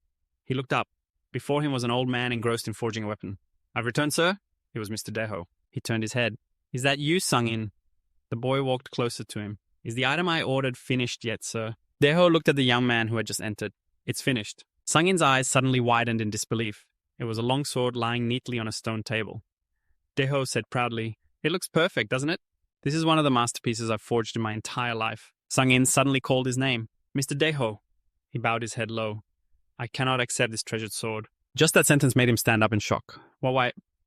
Sung-in remained calm. I know that you used every last rare material you've painstakingly saved up to forge this perfect masterpiece. You used all of them to forge this sword. Didn't you? Dae-ho listened in silence. Sung-in's body trembled. So how can I possibly accept it? Besides, you take a loss every time. This treasured sword contains everything you hold dear. So how could I possibly dare to accept it? The old man continued to look at him in silence. Then he finally spoke. Sung In. For a long time now, everyone has been calling you a hero, even while I'm just stuck in this workshop. Hey, on top of Mount Yangpion, I've heard the songs of praise for you. So many people have lauded your actions. The boy was startled by this. However, along with those praises, come the hardships that are about to befall you. He could see the profound loneliness in the boy. Sitting by the fire, he looked at the young man and asked, "Don't you feel it's unfair? Everyone on this planet, they all want your help unconditionally. They don't even bother to repay the effort and hardships that you alone are shouldering. And now you're living up to their expectations. As time went on, you felt what I said more and more clearly, didn't you?" Sung-in struggled to speak. "That's," Deho continued, "because if I don't do it, no one else can. That's why I always do my best to play my part in this unfair arrangement." Sung-in looked up at him. Deho continued, "Just as there are those who want help unconditionally, there are also those who are willing to give help without expecting anything in return," he said with a sense of joy, "and I believe that there's no one else who can forge weapons worthy of you. Kim Deho is a master weaponsmith, and he was the savior of my life, and also one of the people I couldn't protect in my past life." He remembered how he held the old man's cold, lifeless body when the war broke out. It's a haunting memory. But right now, Deho is still very much alive and well. He stood with his arms crossed, an unwelcome expression on his face as he looked at Soo-hyun. He thought to himself, "It's been a long time, old man. I will protect you no matter what happens." Soo-hyun bowed his head and introduced himself. "It's a pleasure to meet you. My name is Kim Soo-hyun." Deho's attitude was anything but welcoming. Kim Soo-hyun, that's the first time I've ever heard that name. "So, who the hell are you? How did you know to come sniffing around here?" Soo-hyun replied, "I heard from people that you forge weapons for the awakened." Just that sentence was enough to anger the old man, who raised his voice. "What? Who said that I've never done any of that nonsense?" he said. And with that, he slammed the two doors shut, leaving Soo-hyun standing there. Soo-hyun smiled. "I knew it. He's still the same as before. He didn't give up. Sir, I brought materials to forge a sword." The door remained shut. After a moment of silence, "Yes," Deho picked his head out again. "All right then. Let me see these materials you brought first." Soo-hyun smiled to himself. "Just as I expected." He presented a purple material. "Here you are, sir." Deho's eyes widened in shock. "No, it can't be." Soo-hyun held out the purple stone and said, "Yes, you see it too, don't you, sir? It's a high-grade ether stone. That stone is an item obtained from a reward box. A high-grade ether stone. In reality, possessing this stone on planet Era is nearly impossible." He recalled the memory of a gloomy land. Monsters were lying dead on their backs on the ground. In my past life, it could only be found in the rifts of the Gwangyu dungeon. Someone revealed that this was the main prize there. That's also one of the reasons why I chose Gwangyu as my target, even though there are countless ways to use this ether stone. But it becomes most valuable when forged into a weapon. Weapons made from it like swords or scepters look stunning. Deho held the stone, his hands trembling. Where did you find this?" Soo-hyun simply asked. "Is where it came from really that important?" The old man clenched the stone in his hand. "Of course not." He asked again, "So what do you want?" The answer came without a moment's hesitation. "A sword. I want you to forge me a longsword." After that, the two of them stepped inside the house. I thought some snot-nosed brat had shown up. But if this is your main purpose for coming here, then you've come to the right place. Come in. You don't need to pay me for my labor because you've brought the most precious material of all. Deho stood by a table and took out a piece of paper. "Come over here and look. It's the contract." But Soo-hyun, standing behind him, "I don't need a contract, sir." Deho turned around, his expression quite surprised. "What?" He held up the stone. "Are you sure? Do you have any idea what this thing is worth?" Soo-hyun was firm. "I know its value perfectly." His gaze was steady. "But I choose to trust you," he declared to the astonished old man. "After all, what you've always wanted is to forge a masterpiece with your own hands from a high-grade ether stone. And out of all the swords you've ever forged, not a single one has been made from a material this rare. Am I right?" Deho suddenly burst out laughing. He put his hands on his hips and let out a hearty laugh. You're a fascinating young man. I like you." Soo-hyun smiled too. Deho extended a hand. "All right then, I'll give your order my full attention. I guarantee I'll forge a perfect sword worthy of this precious material." Soo-hyun also reached out his hand to shake it. "That's wonderful. I'll leave everything in your hands." A firm handshake sealed their mutual trust. It will take some time to complete. If you need a weapon in the meantime, then just pick one from the workshop that feels right for you. Go on, take one. The man's house was filled with high-quality weapons, clearly made by a passionate craftsman. The bright light of the setting sun was fading in the distance. Soo-hyun closed the door and stepped outside. At his hip was a new sword. It would take 11 months to complete the sword he was so eagerly awaiting. But that was such a long time to wait. He gripped the hilt of his temporary sword, feeling a little disappointed. But still, the weapon I picked seems useful enough, just as expected from one of Mr. Deho's masterpieces. System images began to appear. All that was left was to keep moving forward. He looked up towards the light ahead. A system notification appeared. "You are entering the void." A dimensional light appeared like a large round mirror, and an old man was sitting beside it. That old man was the guardian of the Tower of Trial's 10th floor. He noticed someone approaching. Soo-hyun walked past him. "You are now challenging the 11th trial floor. Then a flashback to when he was leaving home saying goodbye to his mother. She was smiling too, waving back at him. You are now challenging the 12th trial floor. People below were looking up at the ranking board. You are now challenging the 13th trial floor. You're on trial floor 14. Soo-hyun ascends, completing the trials one by one. He's now fighting monsters on the 15th floor. He just kept slashing and slashing. The 16th floor. He powerfully swung his sword, attacking them. Soo-hyun strode confidently in victory. Half a year later, at a certain hospital, Yoo-ho, with one arm bandaged and wearing a patient's gown, sat dazedly on the bed. Bae-zoon stood beside him with his arms crossed, nagging, "You idiot. You just had to run around recklessly during your 6-month recovery, only to get yourself seriously injured, huh? I already warned you." He complained, "See what I mean? It's not as easy as I thought." Bae-zoon argued, "You suddenly said you wanted to challenge the tower again, even wanting to conquer difficulty level 5. Don't you think you've been too hard on yourself? I'm just glad you suggested we get out when I was only this lightly injured. But do you have any idea what kind of terrible things we're going to face down the line?" Yoo-ho sighed. "I can't just quit because it's hard." He thought of Soo-hyun. If I quit for that reason, I'll never be able to catch up to him. The phone on the table suddenly buzzed with a call. Yoo-ho picked up the phone. A call. His eyes widened in surprise. He answered, his voice full of shock. Hey, hello, Soo-hyun." Soo-hyun was on the other end. "I'm glad you picked up. It's been a while." He stood under a clear blue sky, talking on the phone. "If this is a good time, there's something I'd like to ask." Sunlight streamed through the leaves where a bird's nest rested on a branch. Soo-hyun laid out his terms. "There are 3 things I'd like your help with, Lee Joo-ho. First, I need you to find a good place in the Seoul suburbs for an awakener to live. After I gave my mom the house to use as a shop, I need a good place to stay. The second thing is related to the society. The society's symbol appeared. There's no guarantee the society hasn't already heard about the Gwangju dungeon." He remembered the online news article about the Gwangju dungeon outbreak. Mysterious Dungeon Incident Society's whereabouts unknown. Below it were 2 portrait photos. One was a woman noted as a victim and a member of the society, Ms. Kim.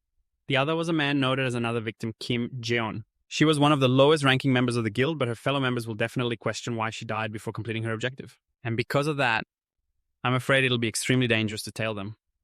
But on his end, Joo-ho thought it would be fine. I just have to make sure I don't get caught.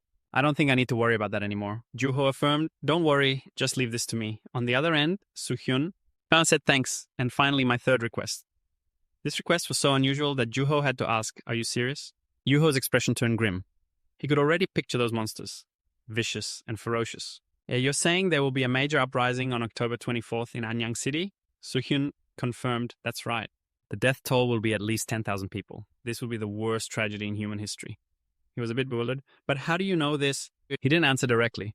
"I can't go into the details with you right now." He leaned against the wall behind him, one hand in his pocket. "But like I said before, I knew you'd ask me a ton of questions. If you feel this is too difficult, feel free to refuse. I'm only saying this because I'm hoping you'll trust me." Joo-ho listened quietly, then he smiled. "Like I said before, I'll do my best." On his end, Soo-hyun was quite pleased. "I understand. Then I'll leave it to you." He hung up and looked up. My final request was for him to help with the upcoming tragedy. The uprising of the Blue Dungeon in Anyang City.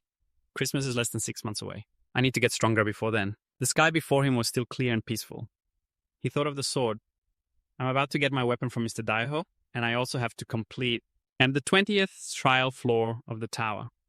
I'll be ready to face the coming uprising, he calculated. But before that, I need to clear the 19th floor with a perfect record system. You are on the 19th trial floor. Soo-hyun was flying downwards. Below him was a giant skeleton, and there were round lumps clinging to the bones. Soo-hyun descended with a cold expression. Those round lumps suddenly moved. As he got closer, he saw there were rats. Their eyes were blood red, and they were gnawing on large chunks of meat. System. You have been brought to the sewer rat's lair. Survive and escape. Soo-hyun looked disgusted. Ugh, what a disgusting bunch. Hearing a noise, the rats looked up. He landed with an extremely loud thud. It was anything but peaceful. He stood up as rocks shattered and dust billowed. He glanced up, assessing the skeleton and the swarm of rats below. It's a skeleton. It's definitely been a while since these stinking rats picked it clean. They're hungry. He got into a ready stance, one hand drawing his sword. I must look like a tasty meal to them. The swarm of rats began rushing forward to attack. Soo-hyun leaped up, vanishing from where he stood. With a continuous flurry of slashes, he cut down the rats. His strikes sent them flying. A rat was running up behind him. It lunged straight forward, hitting one of his arms. Soo-hyun then gave it a slash that cut its body in 2. He looked at his torn sleeve and grit his teeth. Smoke was even rising from his shoulder. I let my guard down. Is it poison or acid? Whatever it is, I'm definitely in trouble. You'd be in serious trouble if they managed to bite you. Seeing those rats charge straight at him again, Soo-hyun unleashed his holy fire, incinerating them in its blue flames. He leaped onto a piece of bone. Soo-hyun looked down below. Individually, they weren't much of a threat, but there were just too many of them. He watched the swarm of rats through the holy fire. It's a waste of energy if I keep using the holy fire because I have no idea what's waiting for me after this stinking swarm of rats. Soo-hyun analyzed the situation, wondering if that was the only way to escape them, as the rats continued to charge straight up the skeleton. Where Soo-hyun was standing, he leaped high into the air to avoid their bites. Damn it, he thought, annoyed, they won't even give me a second to think. The highest flying rat opened its mouth, it baring its sharp iron-like teeth. He coldly kicked it out of the air. He glanced over to the other side. It was the horde of rats on the ground waiting for him like prey, ready to be devoured. He swung his sword, scattering them. Suddenly, Soo-hyun's eyes spotted something. There was a wet patch on the ground. He also noticed another one over there and a fissure in the earth. Could there be an empty space on the ground? I have an idea. He raised his sword and threw it down with all his might. How can I escape all of them in one go? The sword plunged straight toward the wet patch. He immediately jumped down after the sword. I just need to get off this ground where they're standing. The sword will pave the way by creating a hole first, and then I just have to follow it down. A loud crash echoed out as Soo-hyun successfully leaped down below. From below, he looked up at the hole. There was now a huge hole in the ground. Looking up from below, he could see the orange-tinged sky. There really is an empty space on the ground. This must be the real trial. The surrounding walls were quite solid. A rat emerged from the rubble. Seeing the rat's trembling figure, he assessed, I guess a few of them are still alive. But why do they look so scared? He hadn't done anything yet. The rat frantically scurried away. As it ran, its foot stepped on a stone tile, which pressed down slightly. Then the tile vanished. And from the hole where it stepped, sharp iron spikes shot up, impaling the rat. So there are traps of some kind. Above, 2 torches were lit. Something was moving and he could feel it too. He tilted his head to look. A foolish grin spread across his face as a snake with an extremely long tongue appeared. I knew those rats weren't all there was to it, just as I thought. This is it. The giant snake appeared before Soo-hyun. It opened its massive maw, its 2 eyes glowing as it charged. A giant snake mouth wide open, rushing straight at him. Soo-hyun flew straight up to avoid its sweeping tail. Its massive tail slammed down, shattering the ground. Soo-hyun soared upwards, preparing to attack with his holy sword. He struck its body directly with the sword. His hand trembled slightly as he looked at the sword, thinking that even Daiho's sword would be useless. It has remarkably high physical resistance. A blue light appeared on his hand. In that case, magic. Holy fire. He threw a stream of blue light straight at the snake's body. Instead of slashing it, Soo-hyun flew back to put distance between them. A bead of sweat ran down his face. He looked up at it. It was completely unfazed. Did that have no effect? He gritted his teeth. It's not as strong as its physical resistance, but it seems to have magic resistance as well. Using holy fire was completely useless. The snake charged towards him again. It whipped its tail straight at him. Soo-hyun nimbly dodged the blow. Its tail attacked again. He saw it and flew elsewhere, but unfortunately, its head appeared right behind him. It opened its mouth wide, as if preparing to swallow its prey. This could be dangerous. Soo-hyun shoved his sword into its mouth, preventing it from biting down. It's faster than I predicted. Soo-hyun stared right at it. Its head smashed into the wall, but it recoiled with its body completely intact, as if nothing had happened. Soo-hyun planted his sword on the ground. Beside him were large, shattered rocks. He wiped the sweat from his face. Despite its colossal size, it's still so agile. It seems to have no weaknesses at all. It flicked its tongue, staring at the opponent before it. He used his sword as a support to stand up. If this were a month ago, you might have been a formidable opponent, but he just laughed, gripping the sword with both hands. Now you're not even worthy of being my opponent anymore. It opened its maw and charged again. He quickly flew up, causing its head to crash into the ground. He brought his sword down for a strike. I still have half of my energy reserves. Before I use it all up, I'll bind this thing's movements. He flew closer to the giant snake's face. His speed was terrifying. He struck down, then shot back up and away. He turned around and saw vines on the wall. He grabbed them. Then he used the vines to run at high speed. His pace was enough to make the snake dizzy, trying to follow him. He used the skill Blink. Mana grade 2. Skill proficiency 0%. You can perform an additional jump in midair. The height and number of uses will increase as proficiency grows.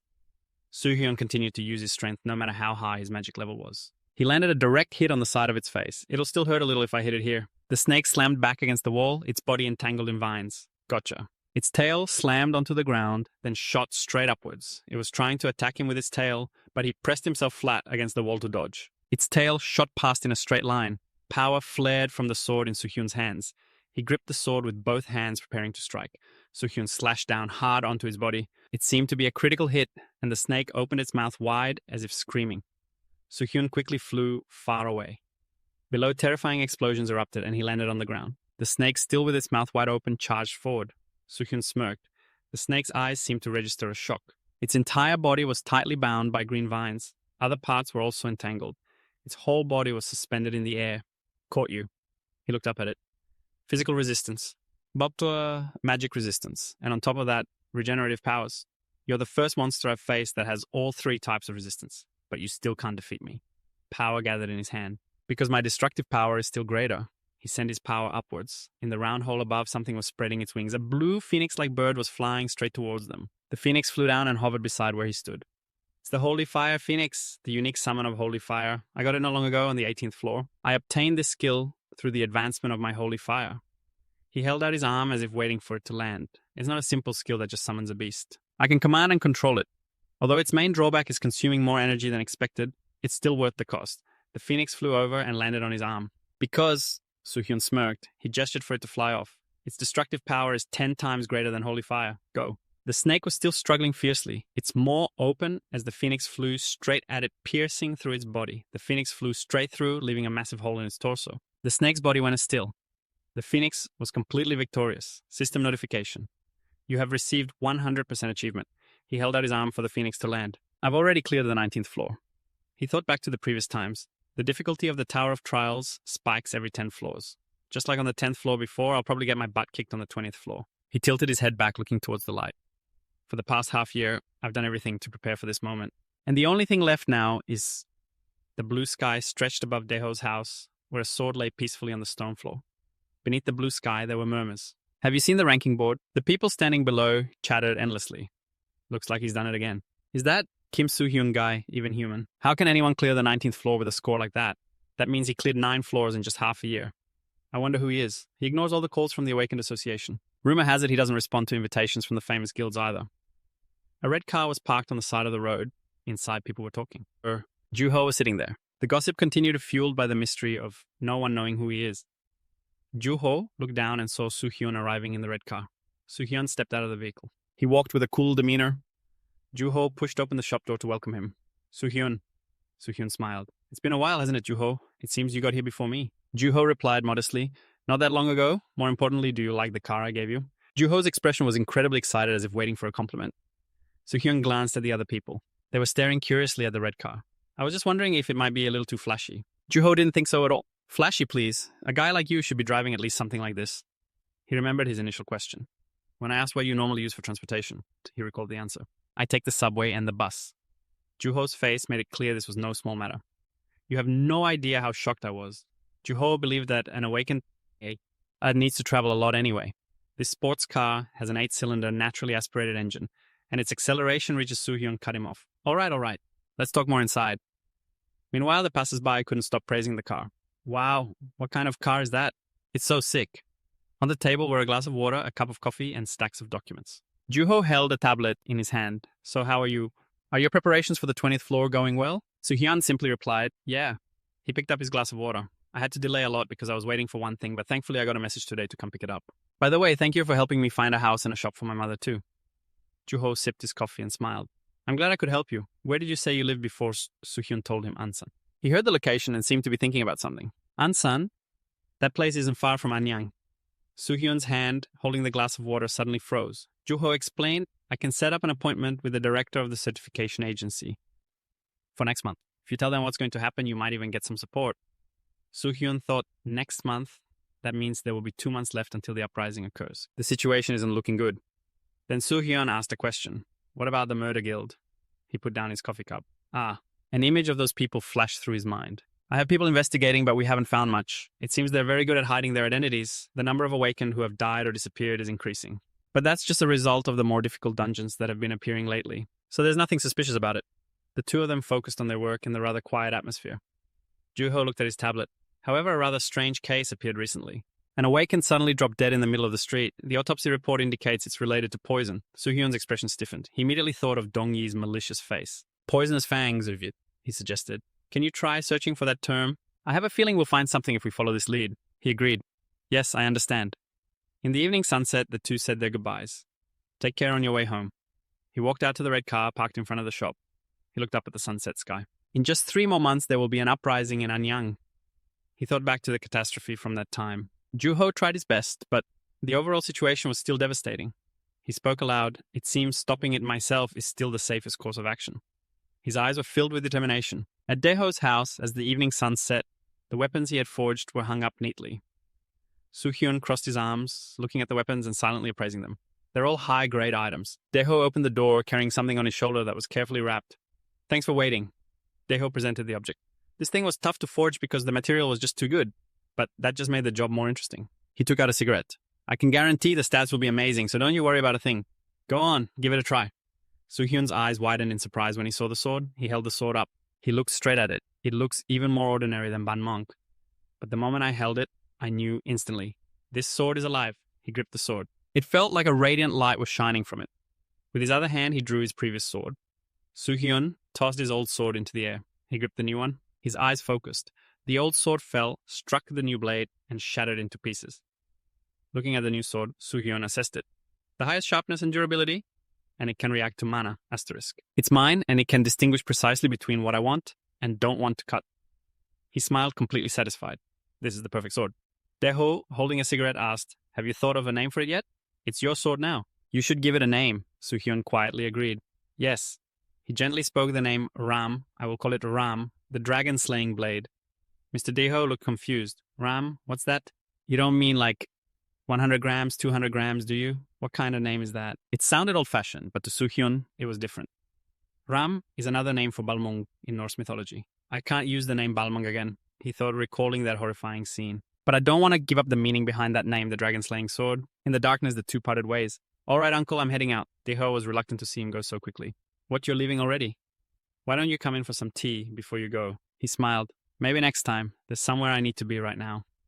Light clouds drifted across the night sky. In the distance, a stone castle glowed with torchlight. A guard stood watch on high alert. A shadow appeared behind him. The figure placed a hand on the guard's shoulder. The guard spun around, startled, raising his weapon defensively. Who's there? Seeing the person before him, the guard was surprised. It's Commander Maxman. Maxman raised a hand and smiled. Sorry for startling you. I just got back from patrolling the border. Any problems? The other man stood at attention and reported, No, sir, everything is quiet. The commander looked at him with concern. You must be exhausted after patrolling for the past few days, but I need you to hold on just a little longer. If the Aoam Kingdom launches a surprise attack, the entire castle will be in danger. The soldier replied, Yes, sir. Don't worry, I'll do my best. The soldier then continued on his patrol. Maxman gazed at the distant sky. It's been a month already, hasn't it? He looked out the window. The situation inside the castle was dire. If things continue like this, it'll be the common people who suffer. Maxman sighed helplessly. What should we do? A voice spoke up. You seem to have a lot on your mind, Commander Maxman. Maxman turned his head, already knowing who it was. So you've arrived, Lord Attendant. The Lord Attendant stood coldly facing Maxman. The Lord Attendant's figure was obscured by a mask. Not long after Aoam declared war, he, who was once His Highness's first attendant, arrived here to take the position of Commander-in-Chief. A soldier's duty is to obey their superior. That is the rule of war. But he treats the lives of his soldiers as less than an ant's. Maxman could picture swarms of ants writhing on the ground. He wondered in confusion, how could His Highness appoint someone like this as Commander-in-Chief? The Lord Attendant patted Maxman's shoulder. In any case, don't think about such nonsense. Just try to hold out for another month. Only one more month. Isn't that at least within your capabilities? He emphasized, Hero of the Old Kingdom, Captain Maxman. Maxman remained silent, his hand clenching into a fist. 1 month. He turned his head towards the departing figure. Nothing will change even if we try to hold on. A loud noise cut off Maxman's words. He was startled. What's happening? A soldier's voice came from behind. Commander Maxman. Maxman turned to look at the soldier. We're in trouble. There's a surprise attack from the outside, and the castle gate has, at that moment. Soo-hyun had just smashed through the wall, his expression as calm as if he hadn't just done something outrageous. In truth, a few hours earlier at the entrance to the 20th floor, Soo-hyun was approaching the tower's guardian. The trial of the 10th floor. The guardian was lying stretched out on the ground. As Soo-hyun approached, the guardian sensed his presence and turned his head. He sat up. Well, who do we have here? You are the gatekeeper here. Looking Soo-hyun over, the guardian assessed him. Someone like you is a rare sight these days. He sat with one arm resting on his knee. You've come seeking my advice, Soo-hyun acknowledged it. Yes, can you help me? The guardian rubbed his fingers together. I don't know. Perhaps I'll be more interested after I hear your offer. Soo-hyun was already used to this sort of thing. I run into this a lot. The gatekeepers get more cunning with every floor. Soo-hyun made his offer 100,000. It was as if a crow flew over the guardian's head. The gatekeeper shouted, What was that? Soo-hyun repeated himself. I'll give you 100,000 points. Is that enough? Suddenly, he burst out laughing. He stood up, offering me an amount that takes most people over 10 years to save up. You really are different. My first impression of you was spot on. He then held out his hand to accept the payment. So where are you headed? Soo-hyun explained, I'm about to challenge a floor in the 10th tier. Is there anything I should be aware of? The guardian chuckled. Don't worry, you won't die in there. Other people will die long before you do. However, if you can, try not to kill anyone. Soo-hyun's expression showed he didn't quite understand. He just listened silently. The guardian adopted a serious look. Also, you need to be mindful of your objective at all times. Soo-hyun looked bewildered. Is that all? The man replied softly, yes. But I gave you 100,000 points. The guardian started pushing him toward the entrance. I've said enough. Now hurry up and go. He's always like this. Soo-hyun glared at the guardian who stood by the gate waving. Good luck. He knew the man always spoke in riddles, but that his advice would ultimately be helpful. Huh. But what was that goal he was talking about? A spatial rift opened beneath his feet, catching him completely by surprise. He falls into the dark abyss. He glances down. Below a tree trunk, lies still. He flips his body over, grabbing the trunk to gain momentum. He leaps continuously down the cliff face. He looks forward. Before him is an enormous castle. This is the system.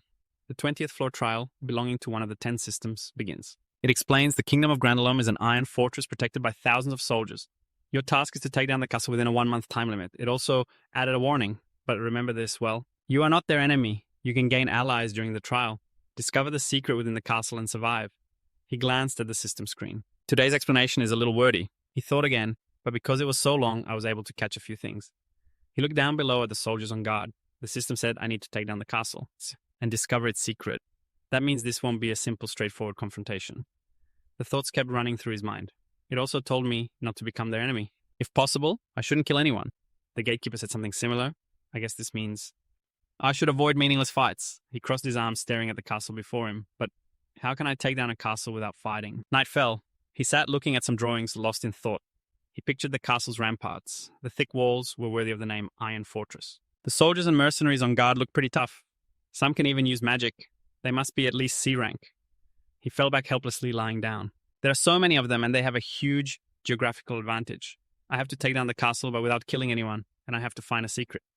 He looked up at the starry sky. I have 1 month. That's a lot of time for a single trial, but I don't have the luxury of taking it slow. Soo-hyun fell silent as if reconsidering. All right then. I've made my decision. On the ramparts, the guards were extremely vigilant. One of the soldiers seemed to notice something. Soo-hyun was calmly walking towards them. Who goes there? He was very calm. No need to overthink it. I'll just do what I always do, a frontal assault. He raised a hand. Excuse me, I'm just a passing traveler. He explained, I'm very sorry to bother you, but could I possibly spend 1 night in the castle? The guard pointed the tip of his staff at him, angrily. Are you insane? Do you have any idea where you are? Can't you see we're preparing for battle? Get lost. He calculated again. In 2 months, an awakening will occur in Ansan. I have to finish this trial as quickly as possible and get back to prepare. He got into a stance ready to draw his sword. So, he looked at the 2 soldiers before him. In that case, I'm sorry, but I must get inside. He flew high into the air, intending to force his way in. The soldier was stunned. What? The soldiers all looked up at him high above. In mid-air, Soo-hyun held his sword and dove straight down. He coolly brought his sword down in a single slash towards the gate. The ground beneath them cracked and the rampart wall fractured. The soldiers were shocked. And then the gate collapsed. Soo-hyun walked closer. He stood on the wreckage of the gate, his expression suggesting it was no trouble at all. Soo-hyun looked at the sword in his hand, ignoring the panicked shouts around him. Intruder. The castle gate has been destroyed. Everyone stop him. He smiled. Now I can clearly feel myself using it. He looked at the ordinary-looking sword, but it holds an incredible power. Soo-hyun felt proud. This sword really is special. The way it was forged allows me to freely adjust its sharpness as I please. The soldiers charged forward in unison to capture him. He began to look around. He attacked with his sword, unleashing slashes at the soldiers. He launched his assault. Then he easily broke through the crowd of soldiers and ran towards the castle. As he ran, he glanced back to observe. With this sword, there's nothing I can't cut. The soldiers were on the ground clutching their stomachs. At the same time, Hey, are you okay? Your wound? He looked at them. If I wanted to... A soldier touched his stomach in surprise. There's no cut. Soo-hyun understood. I can also choose not to cut anything at all. The soldiers above shouted, Fire arrows! They simultaneously shot their bows at Soo-hyun. The arrows flew straight towards him. The clatter of arrows aimed straight at him. He was in a defensive stance. He used his sword to shatter the incoming arrows. This act was more than enough to leave the soldiers completely stunned. Their jaws dropped speechless. Then he looked up at the upper level of the castle. With a single leap, Soo-hyun successfully jumped up. He gently pushed the soldier standing next to him off the ledge. The man didn't forget to curse at him. You bastard! He fell to the ground, landing on the wreckage with a shrill scream. Soo-hyun's face remained calm. I'm sure he won't die. A soldier above trembled, worried for his comrade. Are you okay?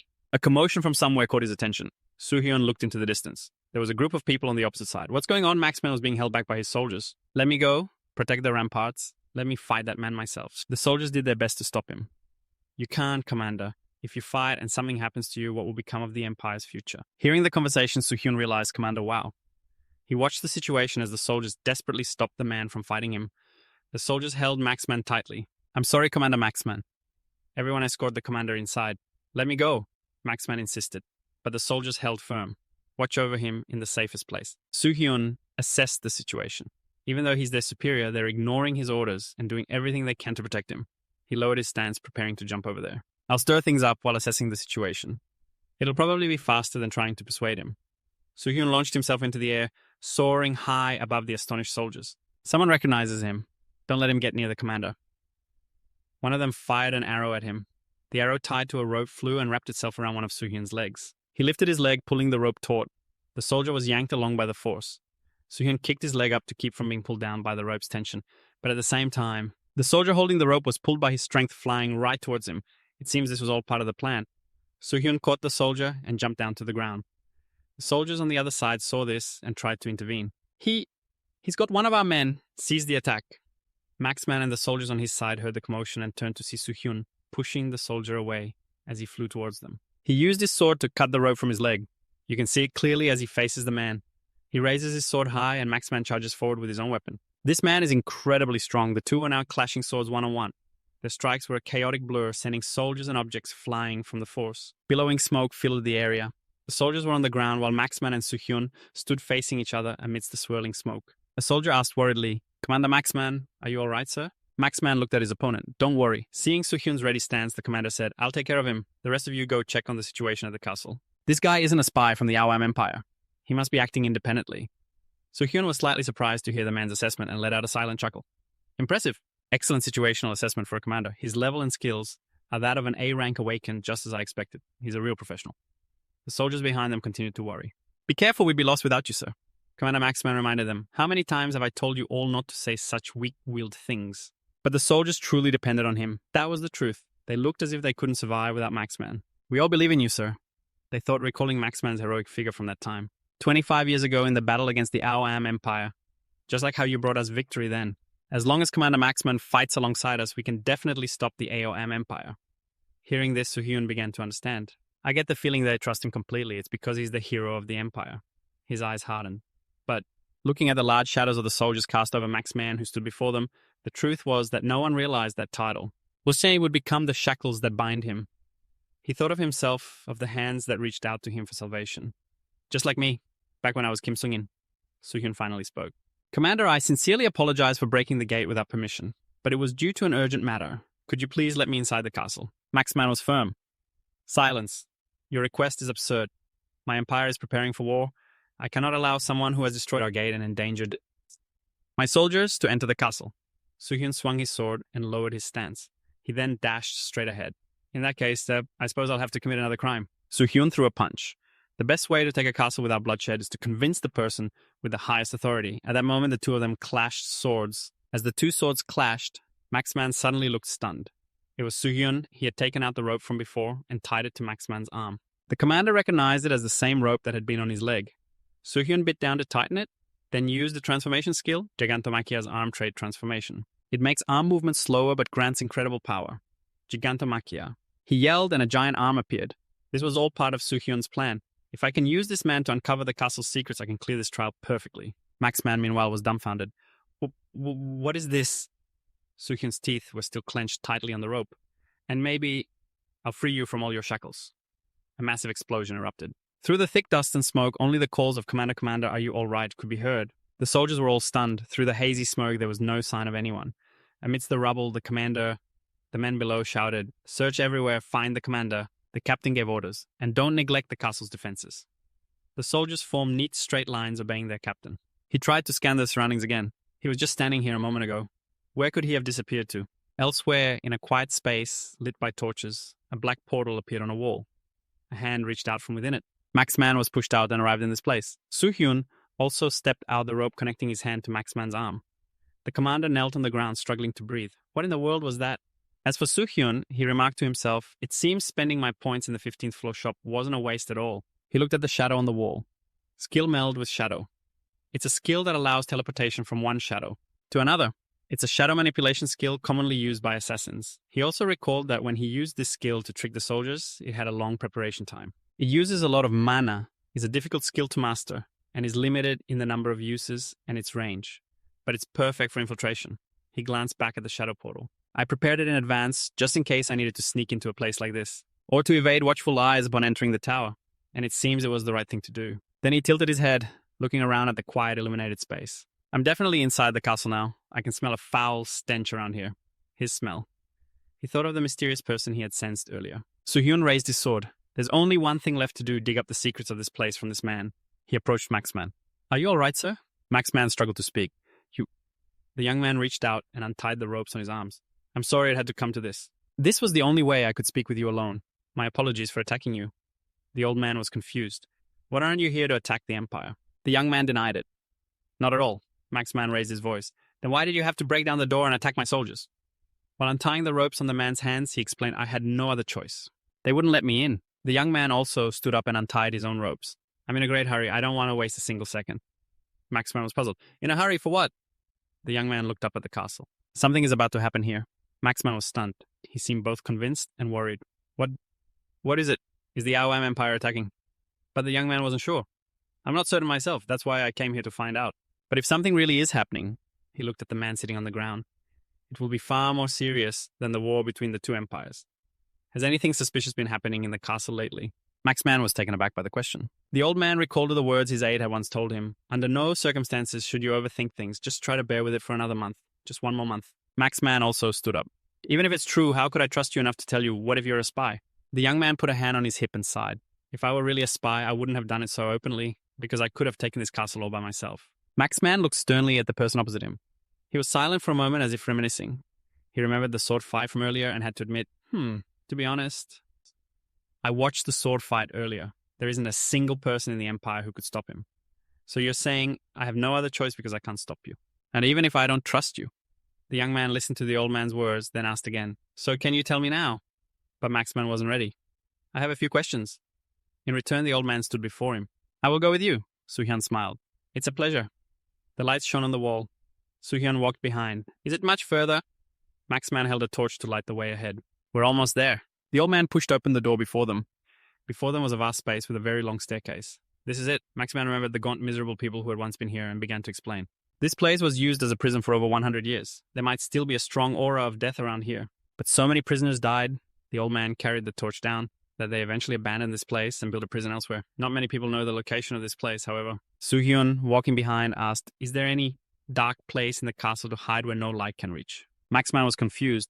What does a place like this have to do with what you were talking about? By now the young man had walked ahead of Maxman. You'll see soon enough, sir. I can smell it in this castle. Ahead of them was a gate. The smell of corpses was undeniable. A voice echoed, making both of them turn around at once. Who's there? Maxman looked forward. It was the aide. The aide had appeared. He walked closer to where the two were standing. Commander Maxman, what are you doing here? He reprimanded him. A commander abandoning his post in the middle of a battle.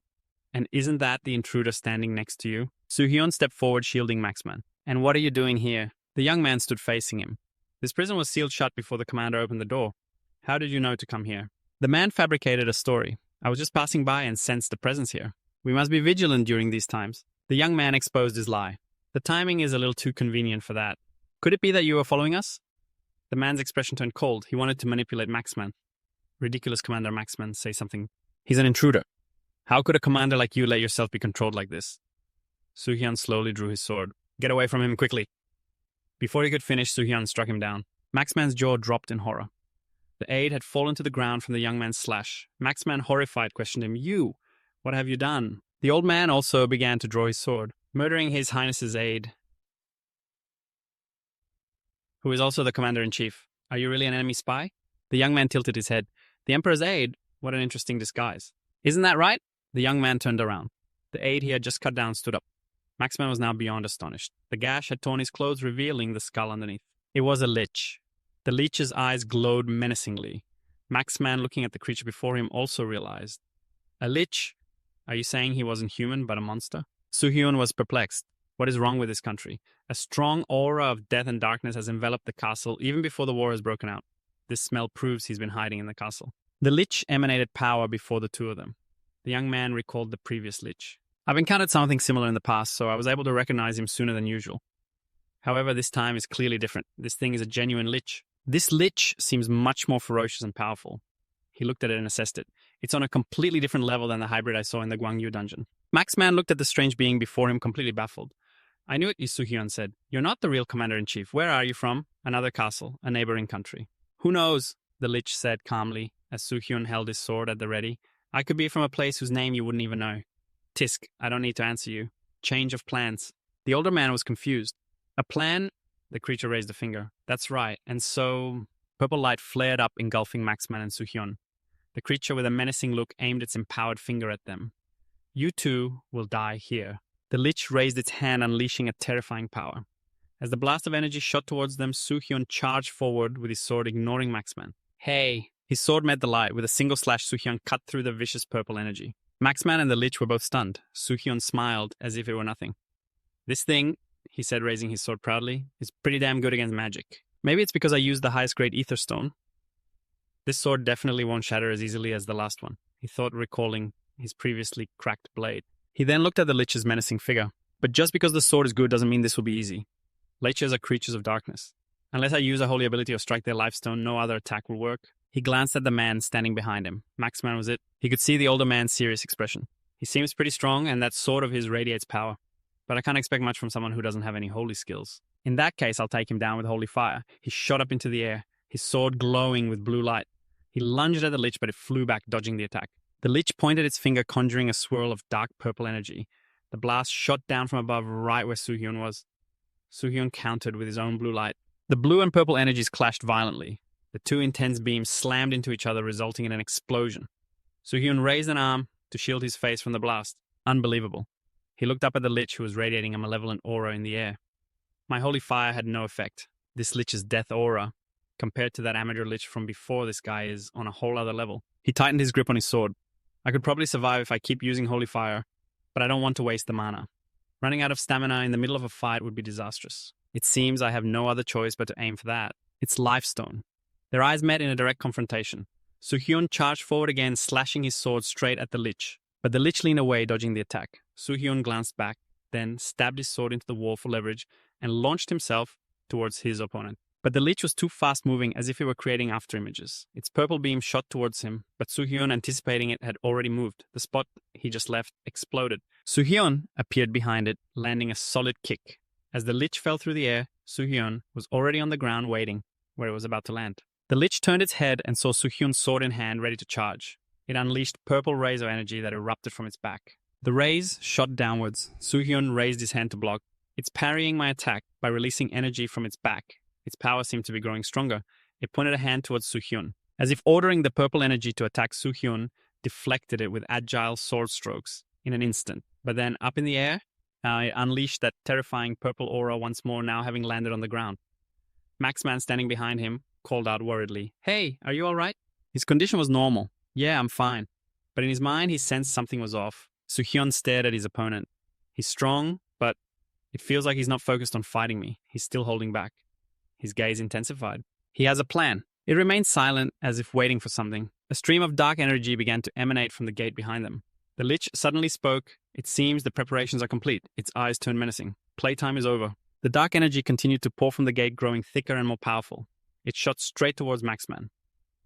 Maxman turned his head to look. But fortunately, Suhyun was faster. He dashed in and cut it down, saving Maxman's life. The older man was stunned. "You?" Suhyun's face was grim as he stared forward. "So that's it. The energy burst out from that shattered door. I understand now." Suhyun's gaze was razor sharp. Maxman, standing beside him, said, "Something attacked from behind." Suhyun thought, can this lich really control shadows from that far away? He seemed to realize something. No, that's not it. After all, this is his home ground. A dark hidden place where no light can penetrate. A place for lunatics surrounded by hatred and death.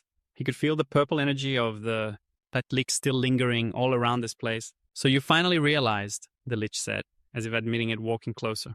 "That's right. This is my home. A place filled with the sweet screams of the dead." A voice echoed from somewhere. "This is our home?" Maxman whipped his head around, his expression filled with even more horror. It was a lich dressed in red with a yellow gem on its forehead. Maxman was horrified. No way. Suhyun, however, remained calm, as two more liches appeared, one in red and one in green. All three, Suhyun, Maxman, and the first lich, turned to look at the two newcomers. And more images surfaced, the three liches working together to bring this place down. Suhyun stared straight at the beings before him. He finally remembered.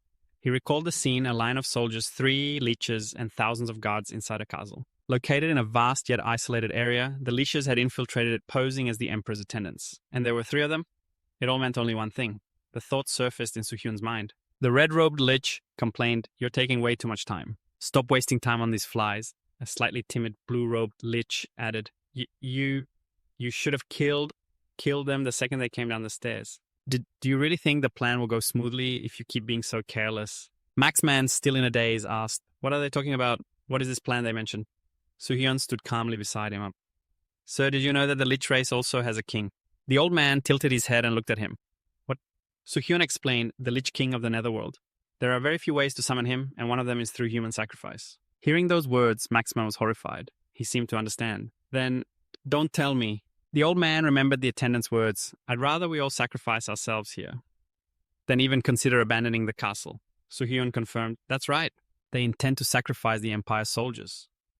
An image of exhausted soldiers being led in a line to their doom flashed in his mind. Soo-hyun added, "To summon the Lich King right here." The blue-robed Lich praised him. Well, he's a smart one, isn't he? The red-robed one stroked his chin. "Oh my, to think a mere mortal like you knows of our great king." The leader also admitted, "You are correct." He recalled when the 3 of them stood on a cliff looking down at the castle.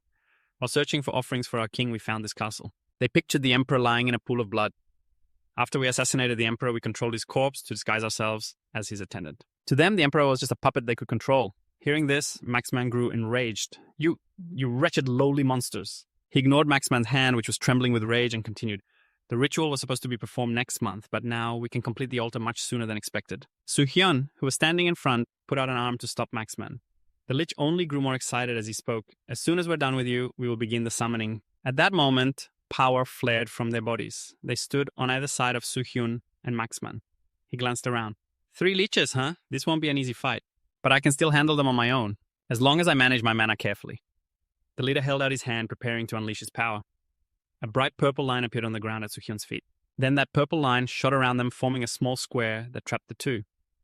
From the ground, the light rose up, creating a frame around Soo-hyun and Maxman. Soo-hyun looked at the structure before him. This is... He seemed to recognize it. Conductor of darkness. This is one of the highest level skills a lich can use. It's meant to crush the space within the dark zone. A containment field. He was shocked. No way. An ordinary lich can't use this spell. Could they be...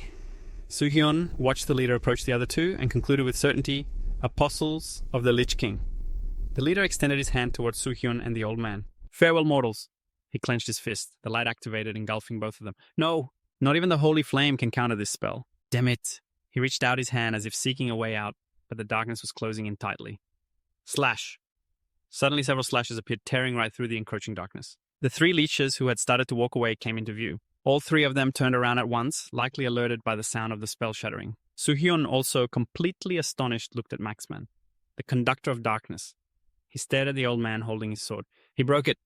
The leader was in disbelief. "Impossible. How could any physical or magical attack work against the lich's conductor? How could he shatter it with just a sword?" The other 2 were also agitated. "Who is that guy? That weapon, it must be a holy sword. It has to be..." The old man's aura was cold. "What nonsense are you spouting? This is just an old worn-out sword. It just so happens that I am a paladin." The old man gripped his sword with both hands. Soo-hyun tilted his head, looking at the man beside him. "A paladin?" The old man was furious. "You assassinated the emperor. You planned to sacrifice all of our soldiers." The old man's hand tightened on his sword. "I cannot forgive you." He charged straight toward the 3 leeches. "I will put an end to your plans." The red-robed lich stepped forward. "A paladin. What a troublesome opponent." The blue-robed lich added, "But he's still just a mortal." The 2 of them charged forward. The red-robed one unleashed his power. "Crush him! Let's not waste any more time. We're so close to achieving our goal." The lich leader gave an order. "Move the corpses outside the castle. Don't let a single one escape." Maxman looked in that direction. Gripping his sword, he charged fiercely. "I won't let you achieve your goal." The red-robed lich, attacking from mid-air, sneered. "Who do you think you're up against?" He unleashed a blast of purple energy downward. "Just die already." A poisonous-looking purple arrow flew straight toward Maxman. Soo-hyun calmly summoned the holy fire. A wave of blue power erupted as Soo-hyun appeared in front of Maxman, shielding him. He unleashed his power, flying forward. Asura kill phoenix. The phoenix flapped its wings and flew straight toward the attack. The purple light was also flying straight ahead, but the phoenix successfully caught the purple arrow in its beak. It fiercely bit down, shattering the arrow. The Lich in red stared blankly at the scene as the Phoenix charged right at him. He was caught completely off guard. What the hell is this firebird? Stay away from me. The Phoenix changed its target, looking over at the one in blue. He ran away in fear. I wasn't trying to do anything. Someone else asked, "Who are you?" Soo-hyun looked towards Maxman. "Commander Maxman, I understand why you're angry. They killed the Emperor and planned to offer up your soldiers as a sacrifice, but," he reminded him, "you can't let your anger consume you." The older man gritted his teeth in anguish. "Then what am I supposed to do now?" Soo-hyun glanced over silently. As the leader of this battle, it was up to Commander Maxman. Maxman's shoulders slumped, revealing the pain and helplessness of a commander. Soo-hyun held out his hand. He looked at Maxman. "If it's possible, just this once. Will you trust me to take the lead?" The commander looked at the hand offered to him, then at the unwavering determination in Soo-hyun's eyes. The Phoenix was fiercely flying towards the red-robed Lich, who had unleashed a purple beam at it.